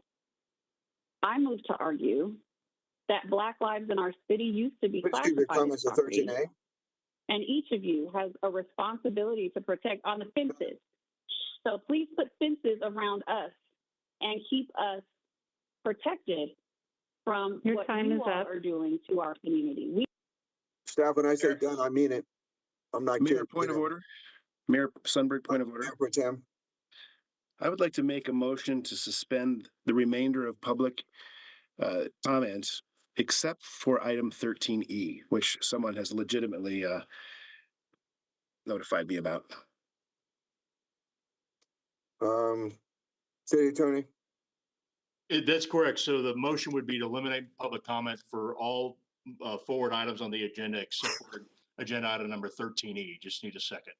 And you don't think that puts us at risk at all? We're okay? No, I mean, they're not entitled. I mean, the law doesn't require us to have public comment on ordinances, only on public hearings. Okay. Passed. Okay. It's been, motion is put forward by, Mayor Pro Tem Sunberg. Seconded. And, Councilmember, Piazzar, has seconded, discussion. And this would require a 2/3 vote, Mayor. Mayor. Councilmember. Vote, exclamation point. Yes. I think Steve is telling his colleagues how to vote. You're damn Sorry, right. that was a side note. So are we just like letting council members individually decide who is worthy of public comment or not? What if there are other folks who want to speak? Mayor, Councilmember Bergen. if we're going to eliminate the rest of the public invited on agenda, I would say all of them. Like, why have public comment on even 13E? Someone had reached out to me, but it's just. I mean, can they email us? Further discussion. I would concur, Mayor. Councilmember Hancock. I would concur to if someone really wanted to speak on this, because this is past the point of being ridiculous. We've gotten all this anarchy and chaos going on here for purposes that mean really nothing except to be disruptive. And it really, we're wasting the taxpayers' money here and not being able to get done with our business. And so I think we should address the things at hand here. And since we're not required to do this, let's move forward with our business so that we can complete it. Okay. Friendly Can amendment. you restate your motion, please? I would accept the friendly amendment and eliminate public comment from this point forward, just because it's been hijacked and doing nobody's being paid a service. Even the memory of someone who should be honored is it's not appropriate. And thank you, Councilmember Coombs, for your tactics. That's a sarcastic comment, but I accept the friendly amendment and encourage my colleagues to move forward so we can conduct the city's business and honor those who are here for legitimate purposes. Further discussion. Seeing none, call for the question on the Sunberg motion.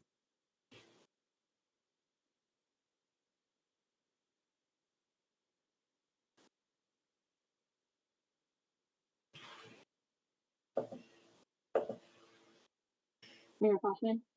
Mayor votes yes.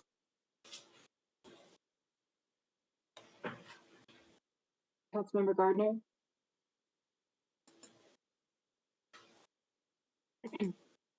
Councilmember Gardner? Yes. Councilmember Bergen? Yes, I think I put it in e-script.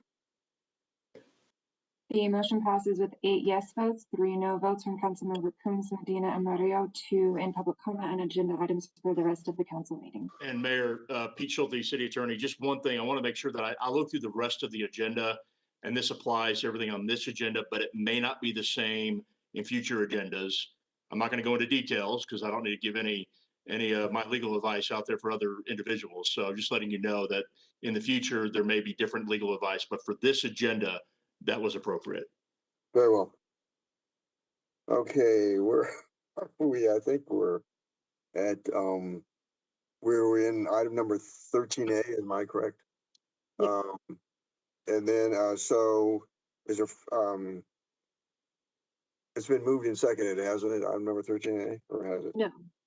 Okay, a motion is in order, for the adoption of item number 13A. I move to approve 13A. Moved by Mayor Pro Tem Sunberg, seconded by Hancock. Second. Oh. Second by Councilmember Hancock. Approve item number 13A. Further discussion? Seeing none, call for the question on the adoption of item number 13A.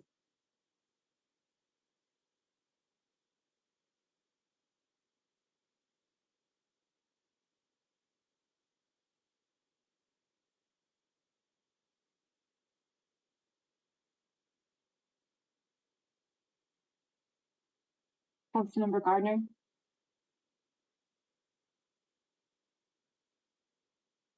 Councilmember Gardner. May have just left. Okay, thank you. Councilmember Bergen. Yes. Councilmember Maria. Yes, e-scribes being slow, I guess. Okay, the motion passes with 9 yes votes to adopt item 13A. Will the clerk now please read the title to item number 13B? Item 13B is introduction of ordinance 2025-09, amending section 146-423 of the Unified Development Ordinance pertaining to green courts and motor courts. Now a brief presentation by staff. Good evening, Mayor, City Council. My name is Brandon Camerata. I am a manager in the Planning and Business Development Department. Tonight, I have a proposed Unified Development Ordinance amendment. The UDO is our zoning and subdivision codes. The proposal is to allow side-by-side duplex units on motor courts, in addition to the existing allowance, which is for single-family detached on motor courts. Also, the proposal would allow up to 8 duplexes on a motor court, while single-family detached will remain at 6. Motor courts are part of a package of development options adopted with the UDO in 2019, known as small lots. Motor courts are single-family detached homes and now proposed to also include duplex homes that share a common driveway. The proposed duplex allowance adds to the product and price points in the small lot package. When we talk about small lot development patterns that were enabled in 2019, it's a meaningful increase in density. Traditional single-family development is usually around 3 to 4 dwelling units per acre. Small lot development proposals usually are around 6 to 8 dwelling units per acre for limited areas. This has been a highly used approach with new development over the last 5 years and should be resulting in a variety of product types and price points. Questions of staff? Seeing none, a motion is in order. Mayor. Councilmember Bergen. Yes, motion to approve 13B. Been moved by Councilmember Bergen, seconded by Coombs. Councilmember Coombs to approve item number 13B. Discussion? Seeing none, call for the question on the adoption of item number 13B.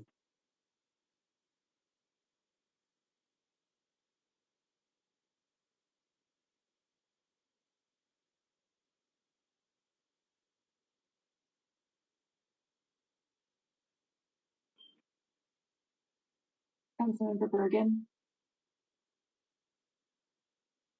I'm a yes. Thank you. Councilmember Maria. Yes. Okay, thank you. The motion passes with 9 yes votes to adopt item 13B.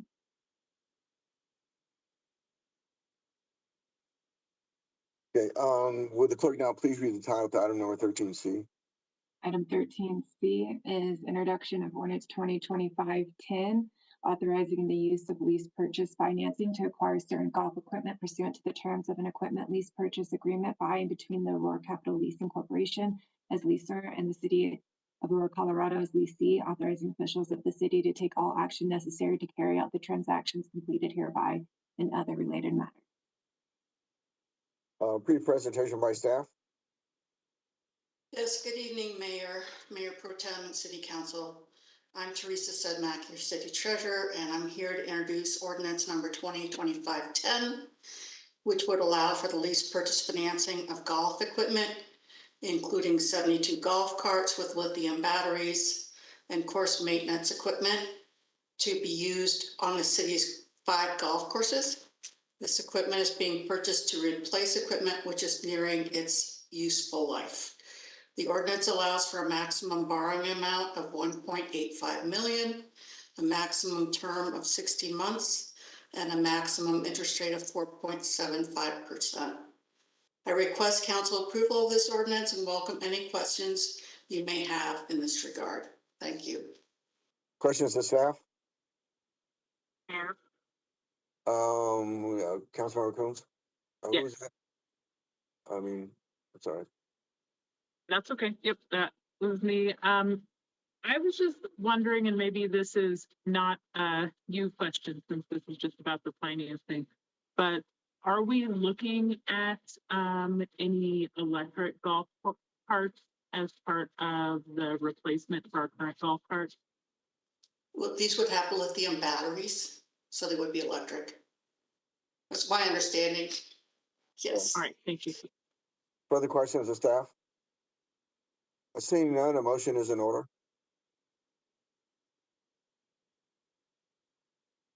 Mayor? Councilmember Combs. Oh, Bergen. Oh, who's that? Councilmember Bergen. Motion to approve 13C. Moved by Councilmember Bergen, seconded by. Second. Who was that? Councilmember Casal. To approve item number 13C. Further discussion? Seeing none, call for the question on the adoption of item number 13C.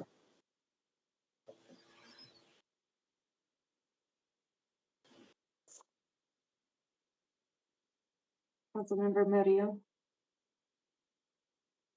Yes, I'm not getting anything pulling up in eScribe, just FYI. Okay, thank you for letting me know. Councilmember Bergen. Yes. The motion passes with 9 yes votes for item 13C. We'll vote now. Please read the title to item number 13D. Item 13D is introduction of ordinance 2025-11, amending section 2-668 of Article 6 of Chapter 2 of the City Code pertaining to contracts and purchasing. Brief presentation by staff.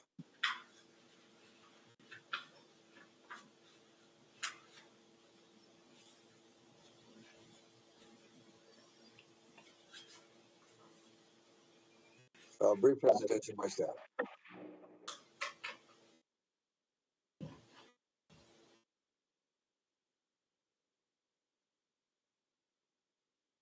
Nathan Jones, Mayor, is listed as the procurement supervisor from finance. I don't know if he's on. It looks that he is on. This is Terry Velasquez, the finance director. Basically, Nathan, can you speak to the? Okay, go ahead. I apologize. Please proceed. Okay. Good evening, Mr. Mayor, Mayor Tim, City Council members. My name is Nathan Jones. I'm a procurement supervisor with the section of the finance division, and we are proposing a minor revision to section 2-668 of Article 6 of Chapter 2 of the City Code pertaining to contracts and purchasing. The current city code prevents city officers and employees from having an interest in city contracts for up to 6 months after termination of their employment. This restriction prevents the city from utilizing companies or contractors for those 6 months, potentially delaying the city's ability to engage in business with qualified vendors. The proposed code change removes that restriction, but creates some flexibility by allowing the city manager to waive that provision when it is best interest of the city. Currently, there is no such flexibility. Questions of staff? Seeing none, thank you very much. Motion is in order.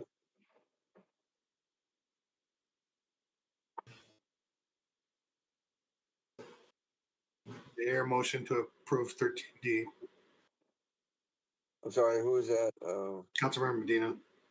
Councilmember Medina, moved by Councilmember Medina, seconded by Councilmember Lawson.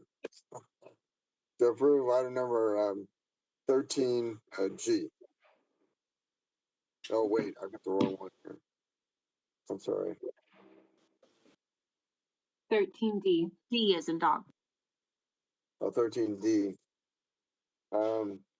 Discussion? Seeing none, call for the question on the adoption of item number 13D.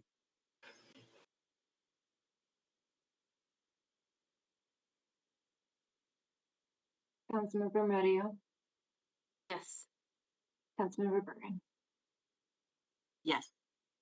The motion passes to adopt item 13D with 9 yes votes. Will the clerk now please read the title to item number 13E?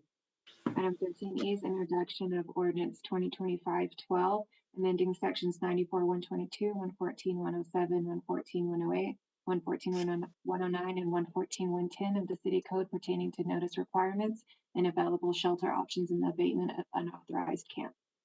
Brief presentation by staff.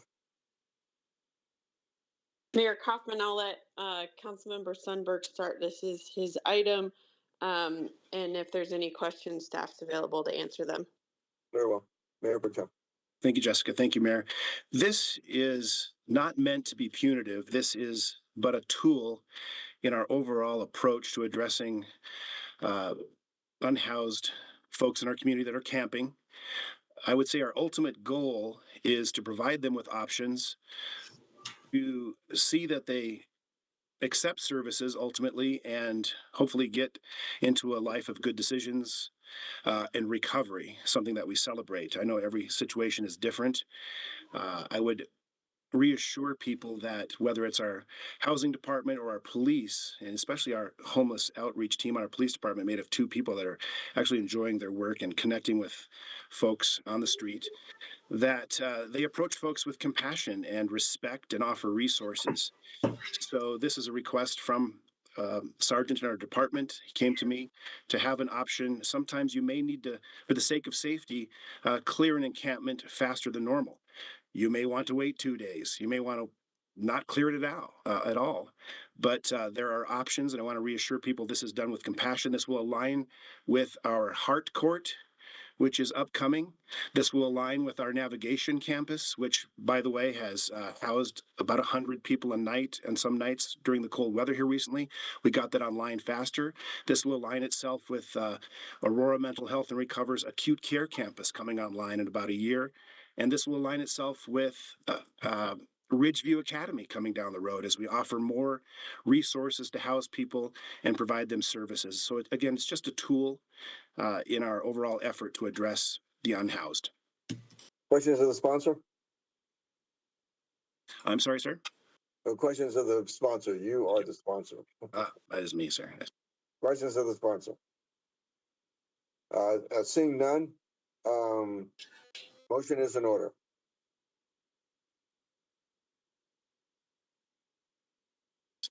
Councilmember Casal.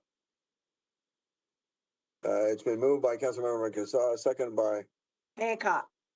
Councilmember Hancock to approve item number 13E. Discussion? Mayor? None, call for, I'm sorry. Councilmember Coombs. Yeah, I can appreciate that the intent is perhaps to help them, coming from Councilmember Sundberg. However, I think that it's pretty well known that recovery by force is not effective. You cannot force people to recover. And so what this ends up doing is indeed being punitive, whether that's the desire or the intent or not. It ends up with people in jail. If they don't comply, it ends up with people losing their possessions if they don't comply. And I have some information that I received from a person who's worked with this community for decades, who has said that the issue of removing 72 hours notice, that most of the people they've served as a social worker on the front lines of the homelessness epidemic were women and children. Removing 72-hour notice before disbanding a homeless encampment is at worst inhumane and at best lazy policy. It is lazy, short-sighted, and self-serving. It is inhumane to not give people who are at what is likely the worst moment of their lives the dignity of keeping their possessions, which may include their ID, legal documents, and documents allowing them to work, and of planning their next move. To be clear, there are people right now all throughout Aurora who live in homes with untreated mental illness, untreated substance use disorders, and other challenges that often result in homelessness. The significant difference between them and the people you wish to cruelly clear from homeless encampments without notice is that they live in homes. This means that the true issue you need to tackle is not the people who are homeless, but the lack of affordable housing that causes homelessness. This is your job. It is your responsibility to address your zoning laws to mitigate this crisis. Increase your density. Stop zoning for only single-family homes. Subsidize affordable housing. Attract housing development that constitute missing middle housing like affordable condos and towns, so that the working class can achieve stability and build generational wealth and make room in this housing market for people in crisis to afford a studio apartment rental. It is not a police officer's job to solve your affordable housing crisis. It is your job. You get paid to do this. I challenge you to lean into the complexity of the affordable housing crisis and choose not to simply pass the buck to the cops. Gandhi said the greatness of a nation and its moral progress can be judged by the way its weakest members are treated. You will be judged by your choices during your tenure on council and how you choose to treat your most vulnerable constituents. If you are going to continue to move along people who are unhappy, at least continue to give them 72 hours notice. It is the very, very least that you can do. Further discussion? Call for the question on the adoption of item number 13E.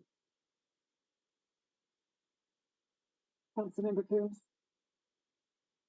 Thank you. Councilmember Hancock.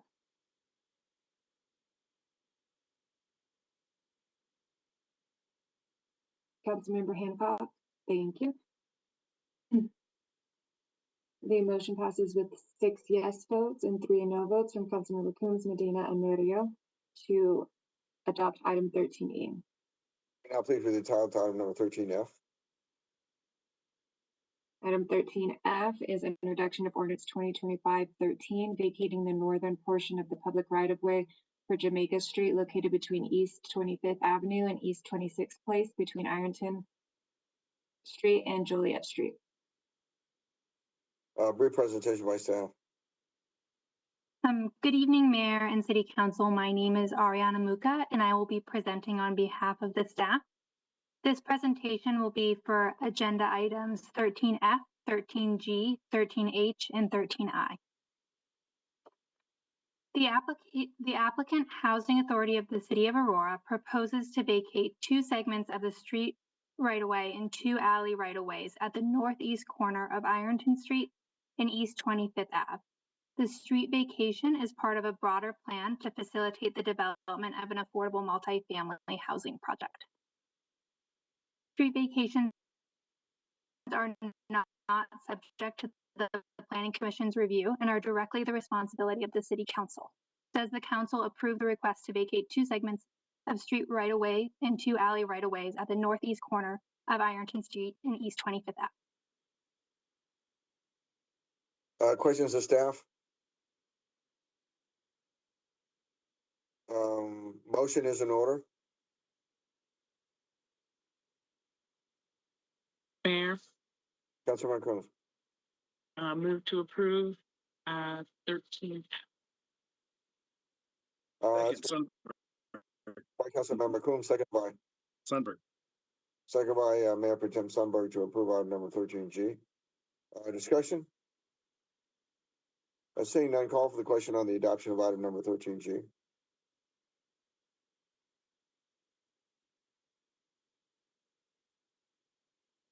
Mayor, this is item 13F. Oh, 13F, I'm sorry. Ouch. Stand corrected. Mayor Pro Tem Sundberg.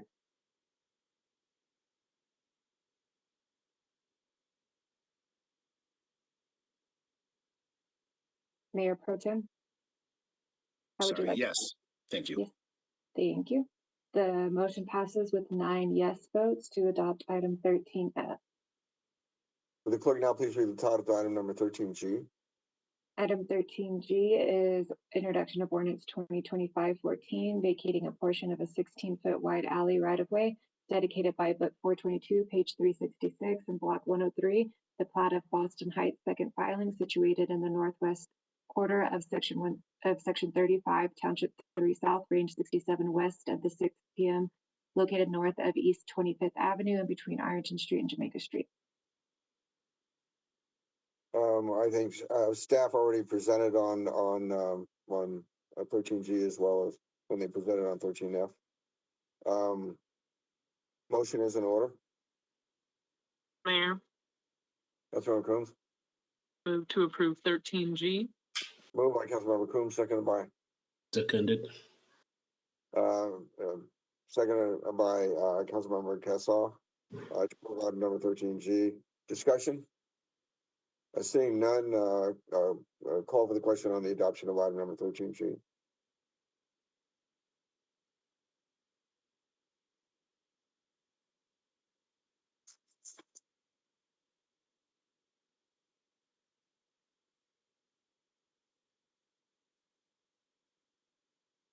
Mayor Pro Tem. The motion passes with 9 yes votes to adopt item 13G. Clerk, now please read the title to item number 13H. Item 13H is introduction of ordinance 2025-15, vacating the northern portion of the public right-of-way for Jamaica Street, located between East 25th Avenue and East 26th Place and between Ironton Street and Joliet Street. Staff has already presented on this. A motion is in order.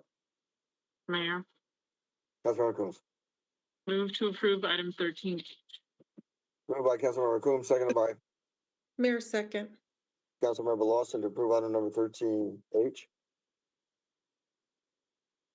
Discussion? Seeing no discussion, call for the question on the adoption of item number 13H.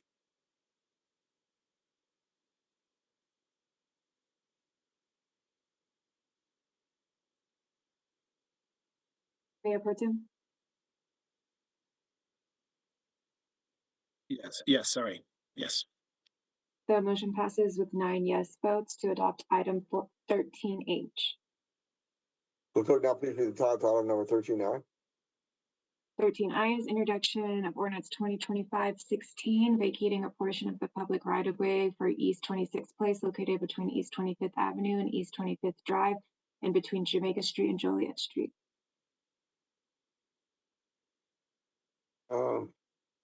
Motion is in order. Mayor, Councilmember Coombs. move to approve item 13I. It's moved by Councilmember Coombs, seconded by Mayor second. Councilmember Lawson to approve item number 13I. Discussion?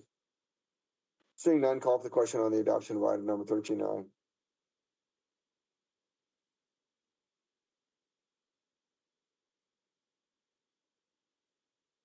Mayor Pro Tem.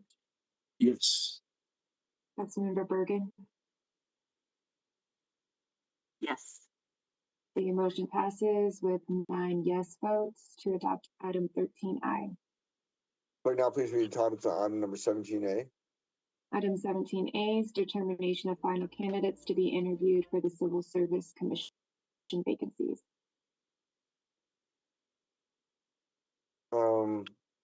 Is there so it's how many we're going to interview? How many applied again? We have 5 applicants that were qualified for council to determine if they would like to interview, how many of them they would like to interview. You don't by any chance have the results of the survey that you could put up? Yes, I will just take 1 moment. We received 4 council members' responses back on the survey. Oh, that's all? Yes. Motion is in order.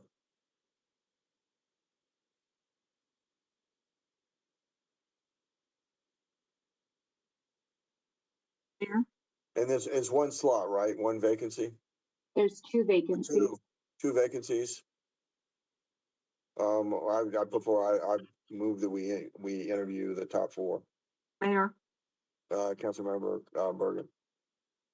So it looked like from the votes, there was only 4 people that actually submitted the ranking. I unfortunately did not submit mine on time.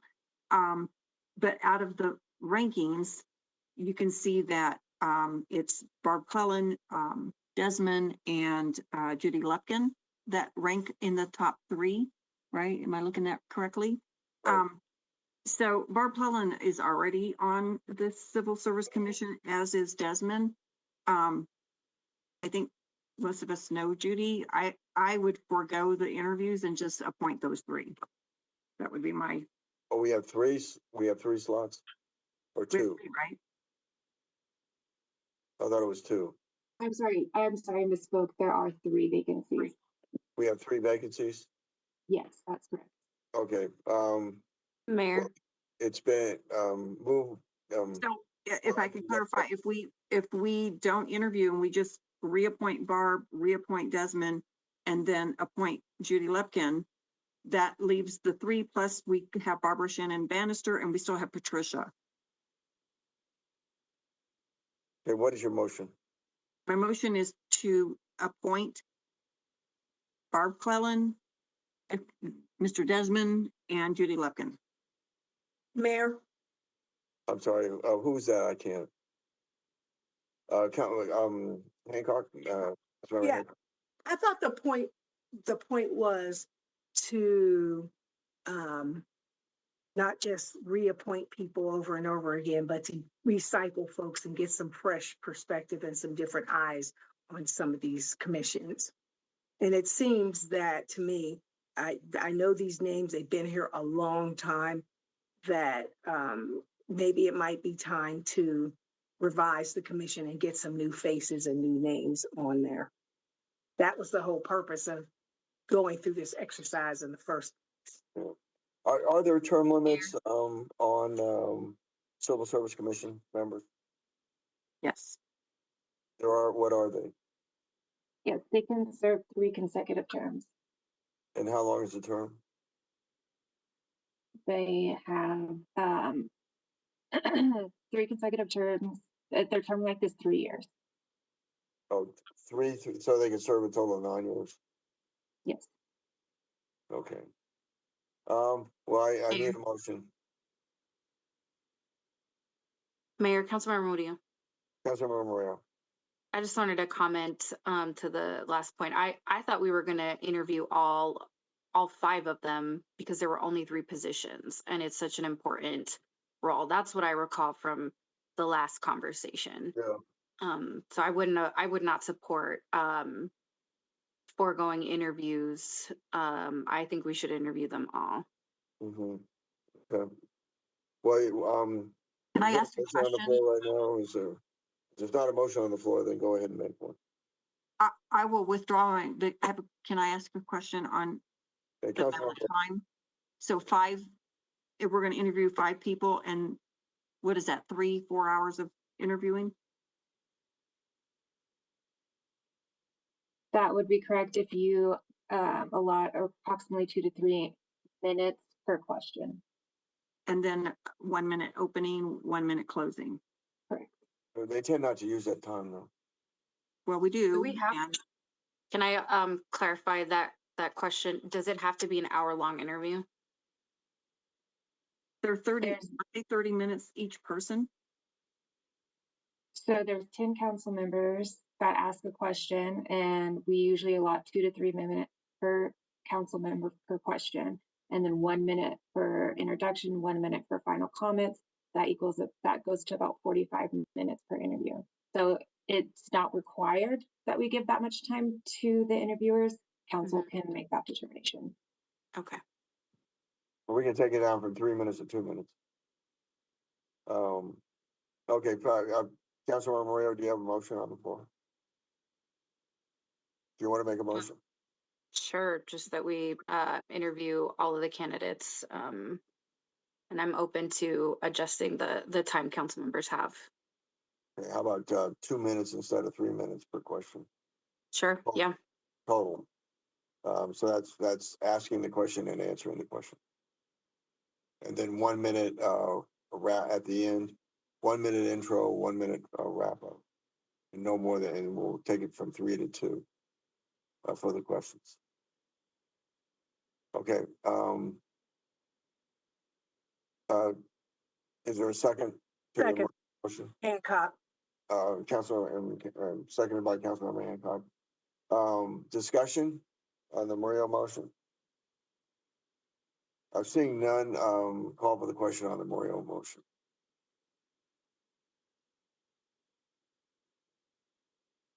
Mayor Kaufman, Mayor votes yes.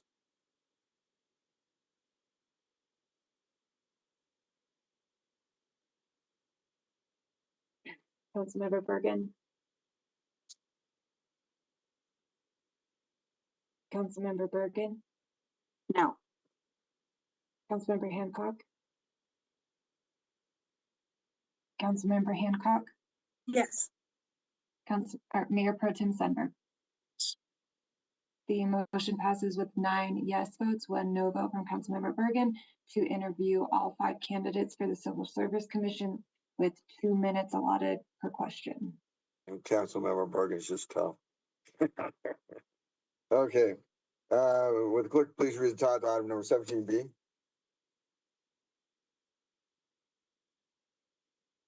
Item 17B is discussion and possible action regarding future in-person or virtual council meetings. Okay, motion is in order. So Council, Pete Schulte, City Attorney. So if you do nothing, then we'll be back in person on February 10th with our current rules in place, with having 30 minutes of public invited to be heard at the beginning of the meeting with a priority to Aurora residents, and an additional 30 minutes at the end of the meeting, for everybody else. So the way I thought about, since I added this to the agenda, was first deciding whether or not you were going to be virtual or in person on the 10th, and then discussing public invited to be heard second, so you could deal with this with 2 separate motions. Mayor, Councilmember Bergen. I make a motion that we are virtual on our next meeting. February 10th. Moved by Councilmember Bergen, seconded by Sunberg. Second by Mayor Pro Tem Sunberg to be virtual in the next meeting. Discussion. Mayor, Councilmember Hancock. here's the thing. We could go virtual, but I don't think that it solves anything. These disruptive antics perpetuated by our colleagues, and I use that term loosely right now, has not served us well. It's still quite disruptive, and it interferes with our ability to handle our business. And again, it keeps people who have legitimate things that they want to say. It's very disruptive. The ongoing disruption of council meetings just continues to waste our time, and it's just not productive. We might as well just, we know the shenanigans are going to continue to happen. We know that disruptive behavior is going to continue to happen. And it really doesn't serve any purpose, and we all know that. I don't know that going virtual, as seen by things that happened this evening with people commenting on every single thing, repeating the same mantra over and over and over, serves us. So I would not support us continuing to be virtual, because it doesn't help us. Well, let me just say this. Let me mention this first. And that is that if we go in person, we will wind up virtual, because I can't control the meeting. That's the only mechanism I have to control, just the outlandish behavior and just people speaking way beyond their time limits, ignoring that, just the conduct in the audience. It's just too, so I just want to warn you of that if we start out,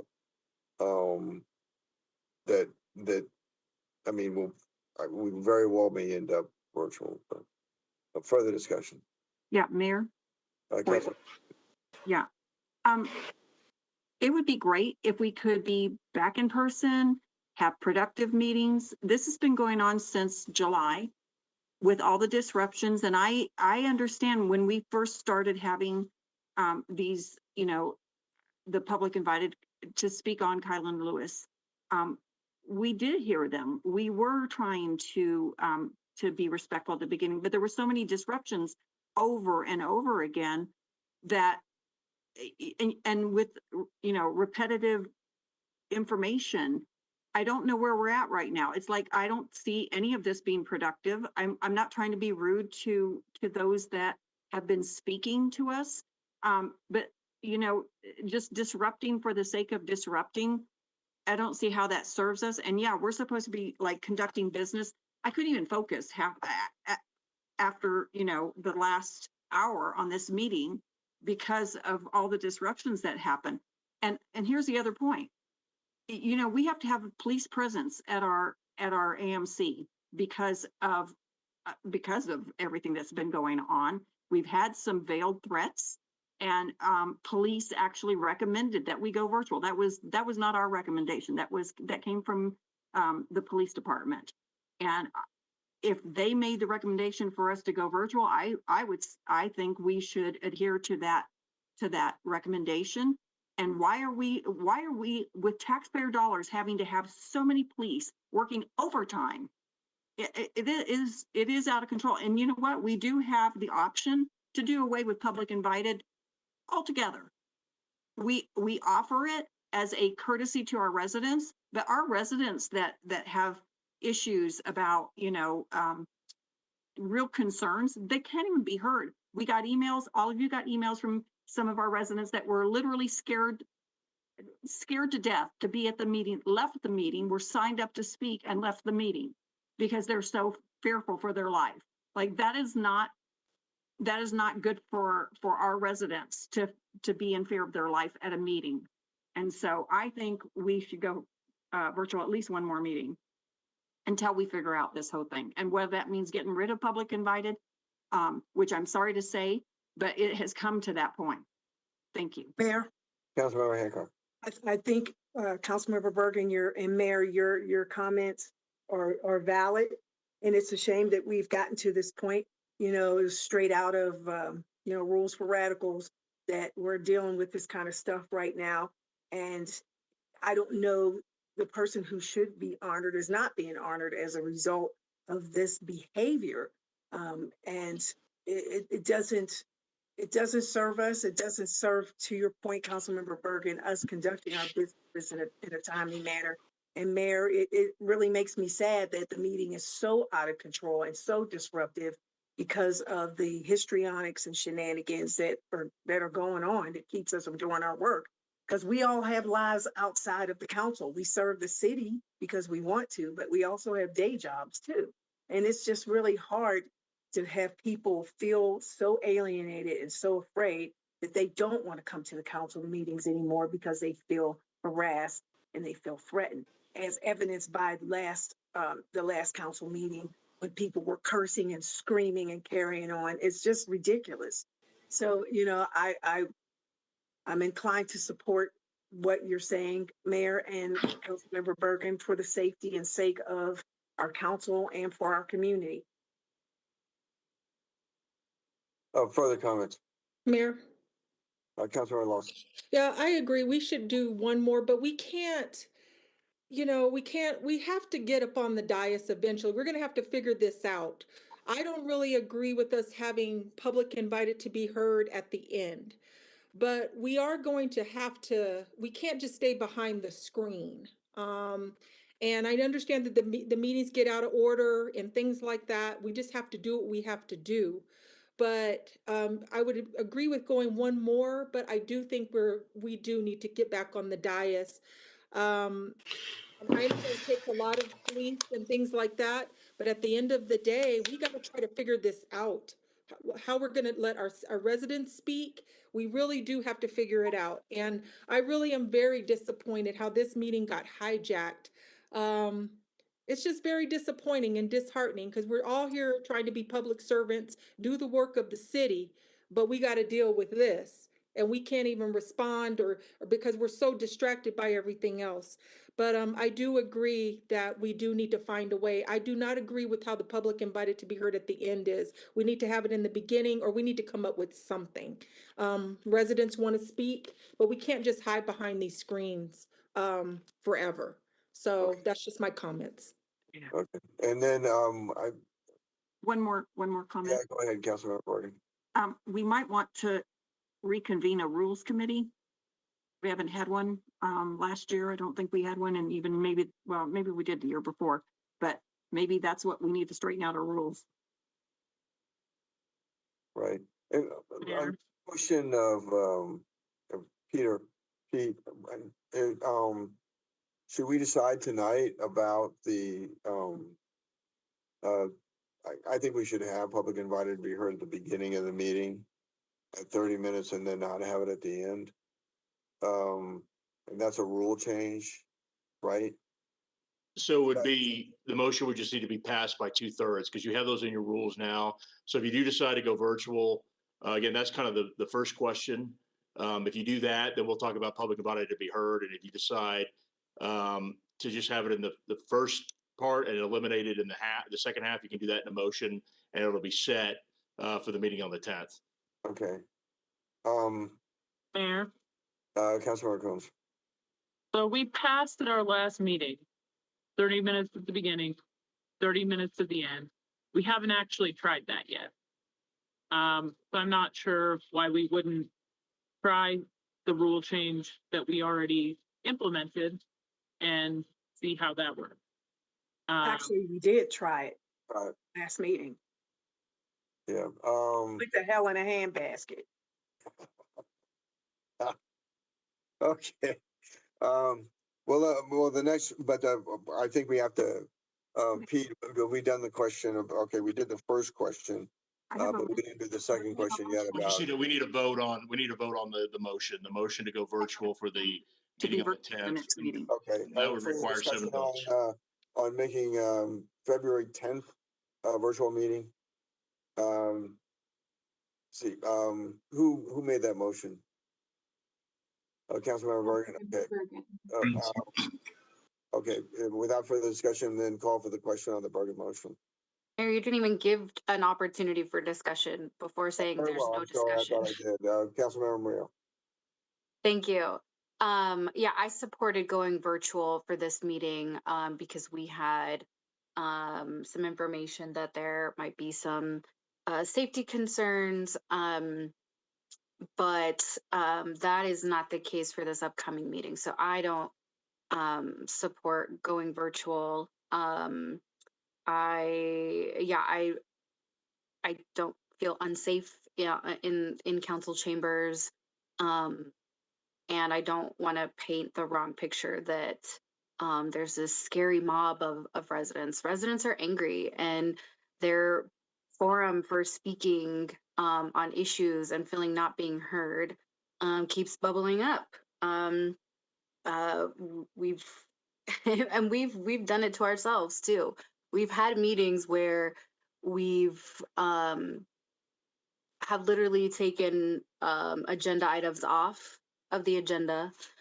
We've removed public invited to be heard altogether. And then we get upset when the public responds in a particular way. So I don't support going virtual. I don't necessarily support all the tactics that everyone is using. But I also have seen this council contribute to that response by directly removing opportunities, dwindling these opportunities for public comment. So yeah, I won't support the virtual move. Further discussion. Seeing none, call for the question on the Bergen motion. Mayor Kaufman, Mayor votes yes. Mayor Pro Tem,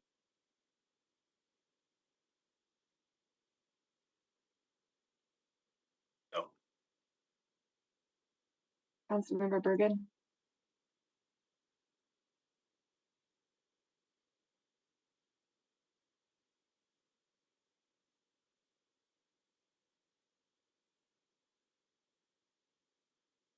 The motion does not pass with. Councilmember Gardner, I guess, is having hard time getting back in.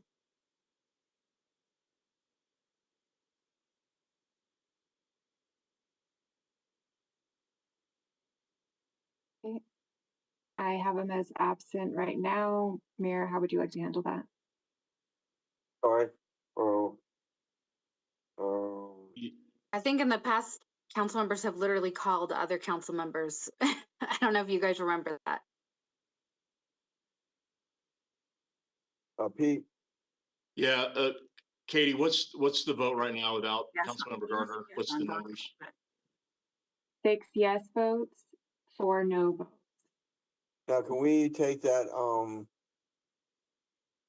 let's see, can we do it by email?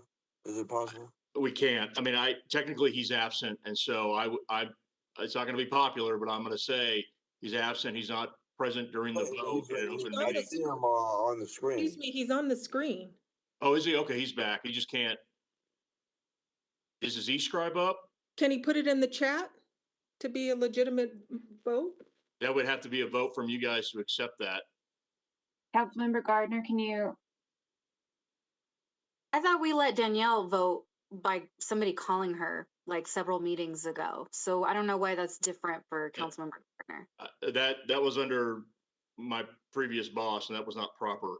And again, I don't. Mayor, that was not me. I made the phone call to another council member, but I was sitting on the dais. Right. Well, I guess we're gonna meet on. Let me, yeah.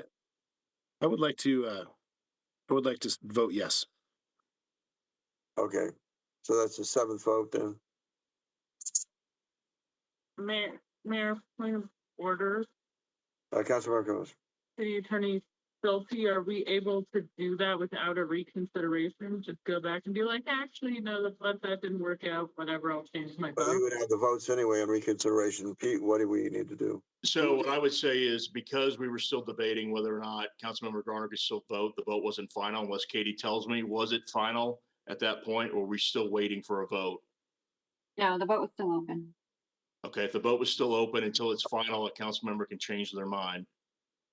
Okay, very well. So we will be virtual on February 10th. And I think we can decide at that meeting whether or not what we want to do about public invited to be heard at the end of the meeting. Mayor, I would just say that I would advise to have the discussion now so it could give us the time that we need to notice in the agendas if we're going to have public invited to be heard or not. I know it's late, but we should have that discussion so we can get. I move eliminating public invited to be heard at the end of the meeting, just having 30 minutes at the beginning of the meeting. It's been moved by the mayor, seconded by, I hope somebody. Bergen. Seconded by Bergen. Discussion? So at the, we're gonna have the beginning. Well, I have it at the beginning, 30 minutes, but not at the end. Because I think the people that were, I think what I've noticed is they tend to stay at the beginning, the people that are disruptive. And if you have public invited to be heard, then they stay through the entire meeting and disrupt the entire meeting. Whereas otherwise they tend to leave relatively early. Of course, with that comment, they'll probably stay. Further discussion. Mayor. Councilmember Coons. I believe last time we actually did push it all to the end. We moved that later on we would do some at the beginning, some at the end. We actually did have it all at the end. So we actually haven't tried the other way.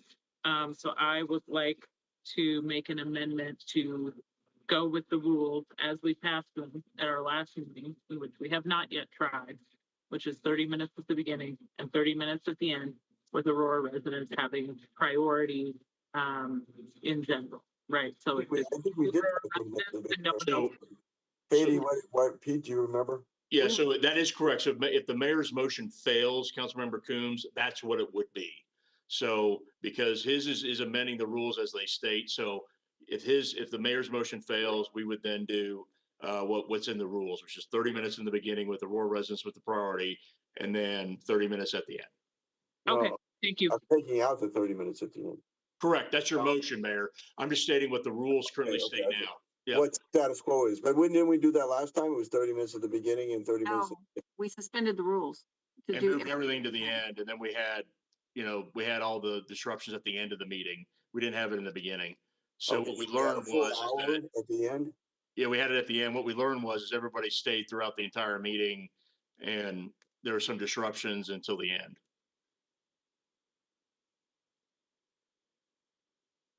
Well, go ahead. Well, Further discussion. Mayor, Councilmember Moreno.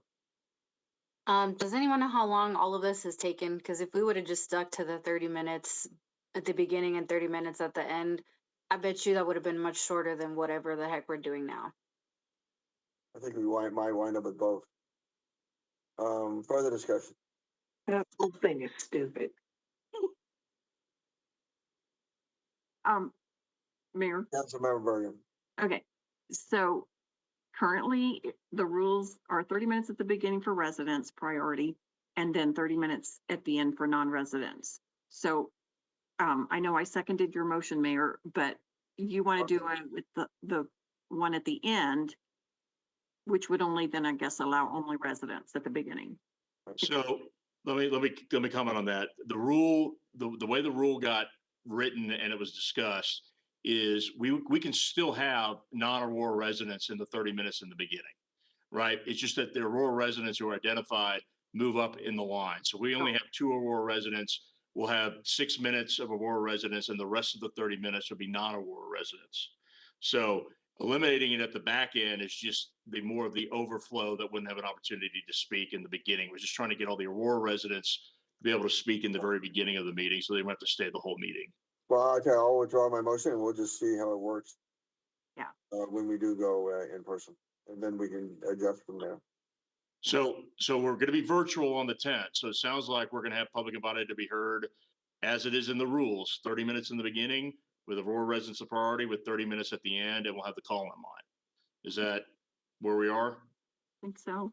Yeah. Sounds great. And one more, sorry. Councilmember Bergen. And we're at the 2 minutes because I think that was part of the change.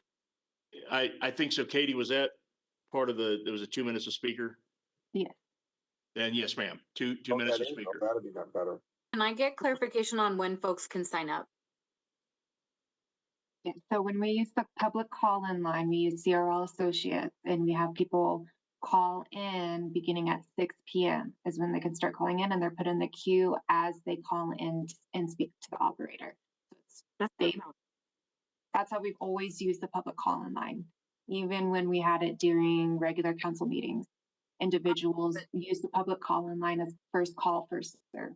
But that's what, okay, but that was when we had the call-in line, but we did away with the call-in line.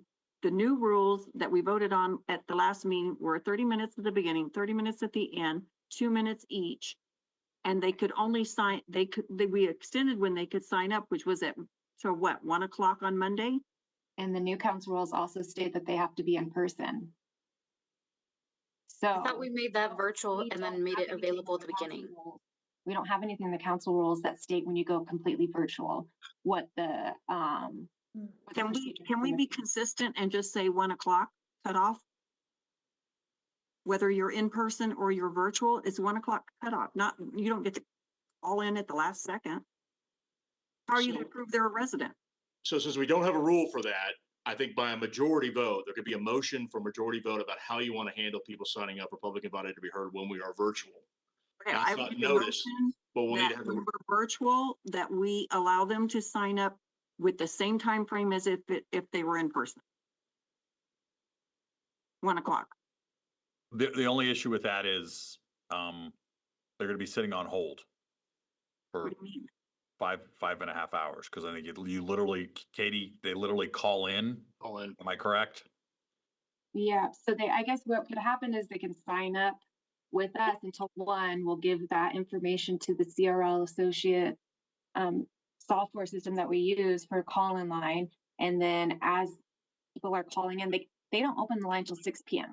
So once they open the line at 6 p.m., they can try to put who was signed up first in the first order. But if they don't call before public invited to be heard or before the item, then they're not going to be able to speak. Okay, so if they sign up online, they're prioritized by that, and then they still have to then call in by 6 or after 6 p.m. Be put in the queue, and they would be put in the queue by the order that they signed in. If they don't call in, they're put at the back of the line. If they don't call in, then we don't have a way for them to be able to speak. No, I thought you said if they call in late. Yeah, so they need to be in the queue for public invited to be heard. The way that we have it in the council rules right now is that you have to sign up in a certain time. So they need to be in the queue by that time. And then agenda items, they have to be in the queue before I read the agenda item title. So they would be signing up and they would have to make sure to call in, press star 3, speak to the operator, and be in the queue at the right time. That's confusing. Okay. Can we just not have public invited because we're virtual one more meeting, and then we'll be in person and have this all figured out? You could, but that would take a motion to be passed by 2/3. Councilmember Rubin. I know. You were saying it in jest. I get it. Okay, Mayor, do we have any, I think we voted on this, right? We're done? can I just get the clarification? So we're going to have 30 minutes for residents in the beginning of the meeting and then non-residents at the end, and everything will be 2 minutes. Is that correct? So the only caveat, as Jason will probably state, and Katie too, is because it's the call-in line, because we're virtual, we're gonna have a hard time figuring out who are Aurora residents as well. So in reality, it's gonna be who called in first and who signed up first, unless they lie about who they are as far as the residents go, right? So I think if we're virtual, it's gonna be call in, first come, first serve, 30 minutes in the beginning, 30 minutes at the end. When we're in person, we can do better with figuring out who is presenting evidence that they're an Aurora resident so they can be prioritized if they choose to show that proof. So for virtual, I think the way we are, because of our limitations, and Katie, feel free to speak up and correct me, but it'll be call in line up until the meeting starts, 30 minutes in the beginning and 30 minutes at the end, and we'll see how that goes. And then when we're back in person, it'll be regular rules where we have the signups that we can sign up online, because those people would be coming in person to address council. Okay. Further questions? I think we're done. We voted, we're done, right? Okay. Yeah, there's nothing more. If you guys keep it like that, and I think with the understanding that that's how the public about will be heard for the virtual meetings, if there's no objection to that, then I think we're good there. Okay. Reports. The mayor, I unfortunately had to cancel a town hall meeting because of weather considerations on the 18th, and we're working to get it rescheduled. Mayor Pro Tem. Thanks. I'll make it very brief. Thank you to Councilwoman Francoise Bergen and Councilman Gardner for the Build Up Aurora meeting. I attended that. It was good. My town hall was good. State of the Base was good. MLK Interfaith Breakfast, unifying and good. Lunar New Year from on Havana, very good. Thank you. Councilmember Gardner. Let's see. Councilmember Jurinski. No report. Councilmember Coombs. Just wanted to highlight that the Lunar New Year was indeed an excellent event. Lots of folks came through, delicious food, entertainment. Appreciated being able to visit with Councilmember Casal a little bit, as well as Councilmember Murillo. And sorry, I missed you. Was there.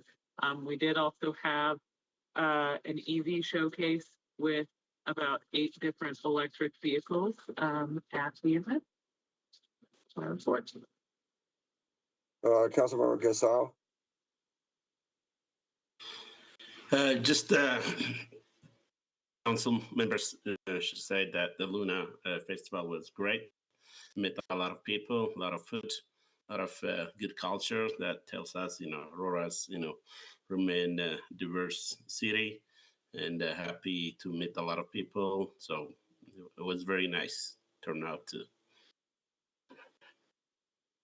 Okay, Councilmember Moreo. Thanks, Mayor. We had a very successful town hall this last week. We had consultants come and speak about what the feasibility study for different districts along the Colfax corridor.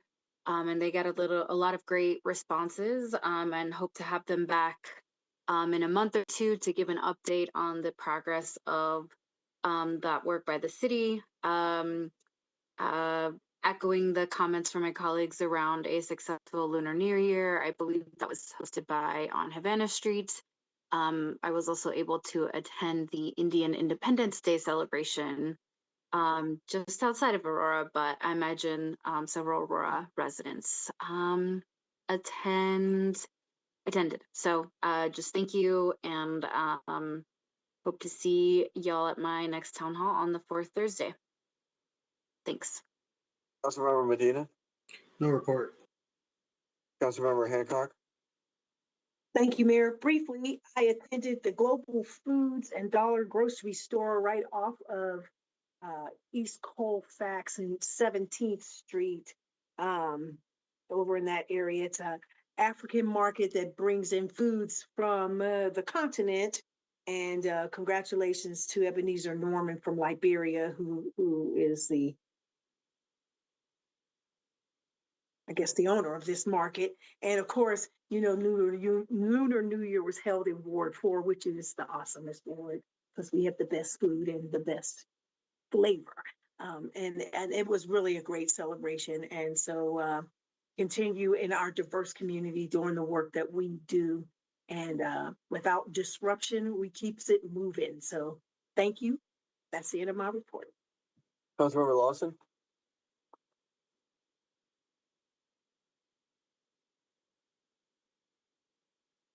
Councilmember Lawson. Councilmember Bergen. Thank you, Mayor. Just want to thank Chief Chamberlain for speaking at my last town hall. He just gave an update on changes he's made in the department, the recruiting class, talked about how I think we had 52 in the class right now, and just some goals that he has set for us. And then also had our Power Officers, Power Officer Jenkins and Spanos, give an update also. And then I'm going to mess up his name, but our battalion chief, I think it's Krantz, maybe. He spoke. He was very lively, kind of a funny guy. Anyway, he gave an update and talked a little bit about wildfire mitigation as well. Some constituents had concerns there. And yes, attended the State of the Base. It was very good.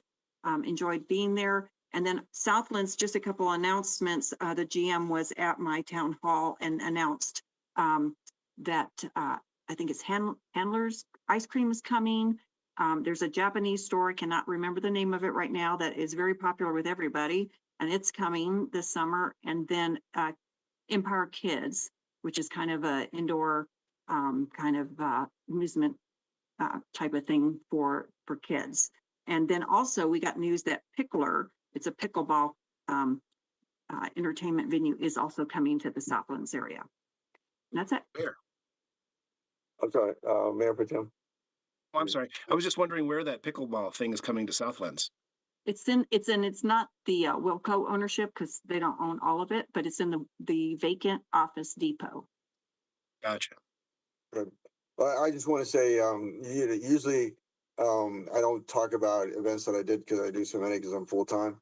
But I think there's one event I want to talk about today that's very important to the city, and that is that we have a new VA clinic at 825 East Quincy Avenue, and it's named after Lieutenant Colonel John W. Mosley, the late Lieutenant Colonel John W. Mosley, and he just an extraordinary leader in the city of Aurora with his wife Edna, who served 3 different terms on the Aurora City Council. And he was a Tuskegee Airman who fought in World War II in a segregated Army Air Corps. And then in the integrated United States Air Force, fought in Korea, in the Korean War and the Vietnam War. And his son was there, as well as a number of the family members. And so it was a very moving tribute to him, and very rightly named the clinic after him. And so, but to catch up on my day-to-day activities, please go to Mike Kaufman, Mike Kaufman Facebook. Okay. Seeing no other further business before the Aurora City Council meetings adjourned. Thanks, everybody.